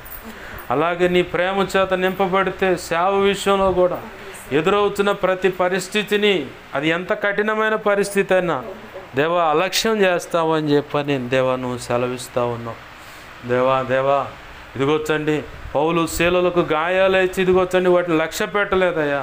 నిన్ను ఆరాధించినప్పుడు అక్కడ అద్భుత కార్యం చేసి ఆ చెరసాల అధికారి ఆ కుటుంబ సభ్యులందరినీ రక్షించావు. పౌలు శీలలతో పాటు ఉన్న చెరలో ఉన్నటువంటి ఖైదీలందరినీ కూడా రక్షించావు ప్రభువా. ఇదిగొచ్చండి కనికరించండి అయ్యా. అలాగనే ఇదిగొచ్చండి పౌలు దేవా నీ మాటలు ప్రకటించినప్పుడు మాంత్రికుల యొక్క దేవాళ్ళ విద్యను అభ్యసించే పుస్తకాలన్నీ ఒక చోట కొట్టేసి తగలబెట్టారు. కానీ ఆ ప్రాంతంలో ఆర్తెమీ దేవి అనే ఒక దేవత ఉంటే ఆ దేవత బొమ్మలు తయారు చేసుకొని అమ్ముకునేవాడికి వెర్రిపొట్టి అక్కస్సుతో ఇదిగో తండ్రి పౌలును తీసుకువెళ్ళి చెరసాలకు అప్పజెప్పి వ్యతిరేకంగా మాట్లాడు. ఈరోజు భారతదేశంలో ఇదిగో తండ్రి ఎన్నో వ్యతిరేకమైన స్వరాలు వినపడుతూ ఉన్నాయి. ఆంధ్ర రాష్ట్రంలో తెలంగాణ రాష్ట్రంలో అనేక వ్యతిరేక స్వరాలు వినపడుతూ ఉన్నాయి. దేవా, ఆనాడు ఆర్తెమీ దేవి గుడి దగ్గర బొమ్మలు అమ్ముకునేవాడు ఎలా అయితే వ్యతిరేకమయ్యాడో, ఈరోజు కొన్ని జాతుల ప్రజలు ఇలా దిగుతంటే వ్యతిరేకమవుతున్న పరిస్థితులు చూస్తూ ఉన్నాం. దేవా, అయినను నీ దైవజనులు లక్ష్య పెట్టకుండా ఇదిగో తండ్రి నీ సేవ విషయంలో ముందుకు వెళుతున్న విధానం చెబుతా ఉన్నావు. దావీదు ప్రేమ చేత నింపబడితే శత్రువును క్షమించాడని చెబుతున్నావు. అదే సౌలు దేవుని ఆత్మ ప్రేమను విడిచిపెడితే ఇదిగో తండ్రి దేవా కడుపును పుట్టిన బిడ్డనే దేవా ఇదిగో తండ్రి దావీదుకి ఇచ్చి పెళ్లి చేశాడు సౌలు. దేవా, అల్లుడవుతాడు కానీ అల్లుడైనా సరే చంపటానికి తెగించాడయ్యా సౌలు. నీ ప్రేమ నీ ఆత్మ ఎడబాస్తే దురాత్మ పట్టినప్పుడు ఎలా ఉంటారని కూడా సెలవించావు ప్రభువా. భార్యాభర్తలు బిడ్డల విషయంలో ఎలా ఉండాలో, బిడ్డల ముందు ఎలా బ్రతకాలో, బిడ్డల ముందు భార్యాభర్తలు ఎలా శారీరకంగా కలిసే విషయాలు అన్ని విషయాలు దేవా నువ్వు తెలియపరుస్తా ఉన్నావు. నీ స్తోత్రాలయ్యా. అలాగని ఇదిగో తండ్రి మా ప్రభువా, నీ ప్రేమ చేత నింపబడితే త్యాగపూరితమైన మనస్సు ఇదిగో తండ్రి దేవా దేవా దేవ ఒక యవనస్తుడు ఇదిగో తండ్రి ఒక సహోదరుడు చెప్తా ఉన్నాడు, అయ్యా అడవిలో పడి ఇదిగో తండ్రి ఒరిస్సా బోర్డర్లో అడవుల్లో తిరుగుతూ ఉన్నాడు సహోదరుడు. దేవుని ప్రజలు నశించిపోతున్నారయ్యా, ఆత్మలు రక్షించబడాలని ఏడుస్తూ తిరుగుతూ ఉన్నాడు. నా కడుపును పుట్టిన బిడ్డకు జ్వరం అయ్యా, నేను ఇంటి పట్టునుండను కానీ నా కోసం ప్రార్థన చేయండి అంటూ నశించిపోతున్న ఆత్మల కోసం అడవి ప్రాంతంలో ఇదిగో తండ్రి ఆ బిడ్డ ఒకప్పుడు సైకో అంటయ్యా, కానీ ఇప్పుడు క్రీస్తు దాసుడిగా మారి అడవి ప్రాంతంలో ఆదివాసులందరినీ రక్షించాలని సువార్త ప్రకటిస్తూ ఉన్నాడు ప్రభు. తనతో పాటు కొంతమందిని అనుచరులుగా పెట్టుకొని వెళ్తూ ఉన్నాడు. ఆదివారపు ఆరాధనలు ఇలా ఉంటే మా పరిస్థితులను తెలియజేస్తూ ఉన్నాడు. నీ ప్రేమ చేత నింపబడితే, నీ ఆత్మ చేత నింపబడితే ఇలానే ఉంటుందని నువ్వు సెలవిస్తున్నావు ప్రభువ. దేవా ఇదిగో తండ్రి ఆదివాసులలోనే ఇదిగో తండ్రి ఒక కుటుంబం వెళ్ళినప్పుడు తన భర్తను ఆ ప్రాంతంలో ముక్కలుగా నరికి చంపేశారు. కానీ దైవజనుడి దగ్గర పోయి భార్య అడుగుతూ ఉంది, నా భర్త వదిలేసి వెళ్ళిపోయిన సేవ నేను చేయాలయ్యా, నా పిల్లలను దగ్గర చూసుకునే వాళ్ళు ఎవరైనా చూసుకునే వాళ్ళు ఎవరైనా ఉంటే వారిని కోసం ప్రార్థన చేయ అని అడుగుతూ ఉంటే ఆ దైవజనుడు అంటూ ఉన్నాడు, అమ్మా నీకున్న విశ్వాసం ఆ త్యాగం నాలో లేదు కాబట్టి నువ్వు నా కోసమే ప్రార్థన చేయని బోర్ నేర్చాడంటయ్యా. దేవా నీ ప్రేమ చేత నింపబడితే, నీ ఆత్మ చేత నింపబడితే అది బలవంతం చేస్తుంది అయ్యా. ఇదిగొచ్చని నీ త్యాగం ఎంత విలువైందో గుర్తు చేస్తుంది ప్రభా. అయ్యా కనికరించండి ప్రభా. దేవా ఇది ప్రకటన గ్రంథం రాసిన యోహాను ఎన్నో చిత్రహింసలు పడినా అతను చంపలేకపోయారు, కానీ పద్మాస్ దీపంలో పడినా ఒంటరి వాడిని కదా అనుకోలేదు. నిన్ను ఆరాధిస్తున్నప్పుడు ఆదివారం వేళ నువ్వు ఇచ్చిన దర్శనము, పరలోకాన్ని తీసుకెళ్ళి తెలిపిన సంగతులు ఈరోజు ప్రకటన గ్రంథ రూపేణ మాకు అందించబడింది ప్రభువా. దేవా నువ్వు ప్రతి పరిస్థితిని క్యాష్ చేసుకొని ప్రయోజనకరంగా మారుస్తావని కూడా ఈరోజు నువ్వు సెలవిస్తూ ఉన్నావు. దేవా నీకు వందనాలు, కృతజ్ఞతాస్తుతులు చెల్లిస్తున్నామయ్యా. దేవా మీరు సెలవిచ్చిన ప్రతి మాట మా హృదయంలో పదిలపరచుండయ్యా. దేవా క్రీస్తు ప్రేమ మమ్మల్ని బలవంతం చేయుచున్నది అన్నట్లుగా ఈరోజు నీ ప్రేమ నీ ఆత్మ మమ్మల్ని బలవంతం చేస్తున్నా. ఇదిగో తండ్రి ఇప్పటి వరకు విన్న వారి యొక్క సంగతుల విషయంలో ఆ త్యాగపూరితమైన స్థిరమైన స్థితి మనసు మాకు లేని పరిస్థితి ఉందయ్యా. కనికరించండి, క్షమించండి ప్రభువా. అయ్యా మా ఉంచుగా ఇదిగో తండ్రి మీరు మా కొరకు చేసిన త్యాగాన్ని గుర్తించి నీ ఆత్మచేత నింపబడి, నీ ప్రేమ చేత నింపబడి అయ్యా నీ ఆత్మ ప్రేమ బలవంతం చేస్తున్న దాన్ని బట్టి, నీవు సిలువలో చేసిన త్యాగాన్ని బట్టి మేము కూడా వీరికంటే ఇంకా గొప్పగా భక్తి సాధన చేయడానికి కృపణ దయచి. విలియం కేరీ తన బిడ్డలను కడుపును పుట్టిన కొడుకును పోగొట్టుకున్నాడు, భార్యను పోగొట్టుకున్నా. ఇదిగో తండ్రి తన ప్రెస్ అనేది తగలబడిపోయిన ఎన్నో సంవత్సరాల ప్రయాస అంతా తగలబడిపోయిన మళ్ళీ నిలదొక్కొని నీ యందు నిరీక్షణ ఉంచుకొని భారతదేశానికి ఎలాగైనా సరే దేవా ఇదిగో తండ్రి నీ యొక్క వర్తమానము పరిశుద్ధ గ్రంథ రూపేణ అందించాలని బెంగాలీ భాషలో మొట్టమొదటిగా బైబిల్ గ్రంథాన్ని ముద్ర చేసి ఇచ్చాడు. దేవా పెన్నులో ఇంకు కనిపెట్టింది ఆయనే. అయ్యా ఇదిగో తండ్రి పేపర్ కనిపెట్టి, ప్రెస్ మిషన్ కనిపెట్టింది ఆయనే, బ్యాంకింగ్ కనిపెట్టింది ఆయనే, యూనివర్సిటీ కట్టించింది ఆయనే ప్రభా. సతీ సహగమనం నుంచి విడిపించింది ఎన్నోసార్లు దేవా. ఇక ఇలా ఎన్నో సంగతుల్లో తన వంతుగా తను భారతదేశం కోసం ఇంగ్లాండ్ దేశాన్ని వదిలిపెట్టి వచ్చిన ఆ పెద్ద ఆయన దేవా చరిత్రకి ఎక్కాడయ్యా, నీకోసం త్యాగపూరితమైన మనసుతో నిలబడి. ఇలా ఎందరో గొప్ప గొప్ప దైవజనుల చరిత్రలు ఉన్నాయి ప్రభు చెప్పుకోవటానికి. అయ్యా మా గురించి కూడా దేవా భావితరాలు చెప్పుకోవాలంటే మేము కూడా అటువంటి స్థిర బుద్ధి కలిగి దేవా భావితరాలకు మేము కూడా మార్గదర్శులుగా ఉండాలంటే మేము కూడా త్యాగపూరితమైన మనసుతో ముందుకు అడుగులు వేయాలి. నీ సేవ చేయవలసి ఉంది ప్రభు. అట్టి కృప మాకు దయచేయండి అయ్యా. అయ్యా నీ ప్రేమ బలవంతం చేస్తున్నాం, మేము మౌనం దాలుస్తున్నామేమో క్షమించండి అయ్యా. అయ్యా నీ ఆత్మ చెబుతున్నా కానీ ఇదిగోతండి ఆ ప్రేరణకు లోబడకుండా ఒకవేళ వ్యతిరేక దిశలో బ్రతుకుతున్నామేమో క్షమించండి అయ్యా, క్షమించండి అయ్యా. నీ గొప్ప కార్యాలు జరిగించమని సమాజాన్ని దర్శించు, ఇక్కడున్న ప్రజలను దర్శించి రక్షించండి ప్రభు. నీ సెలవు చొప్పున దిగొచ్చని నువ్వు చెప్పిన ప్రకారం ఇక్కడ సేవ జరిగించండి. ఇక్కడ స్థానికంగా దిగొచ్చని కుటుంబ దేవ సంఘ బిడ్డలందరినీ ఆశీర్వదిస్తున్నాను. వారి పనుల్లో దేవ ఉద్యోగాల్లో ప్రయత్నాల్లో పిల్లల స్కూల్ చదువుల్లో కాలేజ్ చదువుల్లో మీరు చూడే ఉండండి అయ్యా. నీ బిడ్డలు దేవ పనులు చేస్తున్న కాడ రెక్కల కష్టాజీతాన్ని ఆశీర్వదించు, క్షేమాన్ని దయచేయండి ప్రభు. అయ్యా సహకరిస్తూ నీ కుటుంబాన్ని ఆశీర్వదించండి. నీ కుమార్తె బిడ్డలిద్దరిని కూడా దీవించండి. దూరాన్ని ఉన్నారు వారికి క్షేమము కాపుదల భద్రతను దయచేయండి ప్రభు. సహోడు కళ్యాణ్ కూడా దర్శించు, తన భార్య బిడ్డలు కూడా దర్శించి రక్షించండి. ఈ సంఘములో ఈ పరిచర్యకు మూలస్తంభంగా ఉంటారు, అన్ని విధాలు సహకరిస్తారన్నావు. నీ చిత్తం మీద యేసునామం నెరవేర్చబడును గాక. ఈ గొప్ప కార్యాలు జరిగించమని, ఈ వారంలో ఉన్న సంఘ క్రమాలన్నీ దీవెనకరంగా జరిగించమని, పాటల పరిచయం కూడా ఆశీర్వదించమని, ఈ ఆత్మకార్యములు జరిగించును మాత్రం మహిమ పొందమని బతిమలాడుచు నీ చిత్త ప్రకారం అన్ని విషయాలు సహాయం చేయమని, ఆదివారం ఆరాధనలు శుక్రవారం ఆరాధనలు అన్ని విషయాలు చూడండి, క్షేమాన్ని దయచేసి నీ చిత్త ప్రకారం జరిగించమని. ఈ అనారోగ్య సమస్యతో బాధపడుతున్న బిడ్డలను తాకని స్వస్థపరచండి. ఏ చీకటి అంధకార శక్తుల మంత్ర ప్రయోగాల చేత ప్రయోగించబడిన బంధకాల నుంచి విడిపించండి. గొప్ప కార్యాలు జరిగించి నీ నామాన్ని గణపరచుకోమని, దుష్టుడు వాడి దోతలు ఆగడాలు దాడులు దేవ శోధనలను వేస్తున్నాములు విడుదల కలుగునుగాక. గొప్ప కార్యాలు జరిగించును మాత్రం మహిమ పొందమని, బలమైన నీ ఆత్మతో నింపు, నీ ప్రేమతో నింపు, పరిశుద్ధాత్మ చేత నడిపించు. సమస్త విషయాలు కృపను గురించి కార్యములు జరిగించి ప్రతి ఇరుకు ఇబ్బంది ఆర్థిక అప్పులు బంధకాల నుంచి కూడా విడిపించి నీ కార్యములు జరిగించును మాత్రం మహిమ పొందమని ఈ వాక్యాన్ని హెచ్చించుకుంటున్నామయ్యా. నీ నామాన్ని గణపరుచుకుంటున్నాం. మాకు మా మీద ఇంకెవరికైనా కళల్లో నిద్రలో దర్శనం స్వప్నాలు చూపించబడ్డ సమస్త చీకటి శోధనటి ప్రభావాన్ని మహాపునరుద్ధాన శక్తి బంధిస్తున్నాం, లయపరుస్తున్నాం. బంధించి లయపరిచిన నీ కృతజ్ఞతాస్తుతులు మా ప్రభువా. మాకు మా మీద ఇంకెవరికైనా కళలో నిద్రలో దర్శనం స్వప్నాలు చూపించబడ్డ సమస్త మంచి కళ్ళు మంచి దర్శనం మంచి స్వప్నం నిద్రలో చూసి సమస్త మంచి ఏసునాలని మహాపునరుద్ధాన శక్తి త్వరపెట్టి జరుగునుగాక, నెరవేర్చబడును. త్వరపెట్టి జరిగేలా చేసి నెరవేర్చిన కృతజ్ఞతాస్తుతులయ్యా.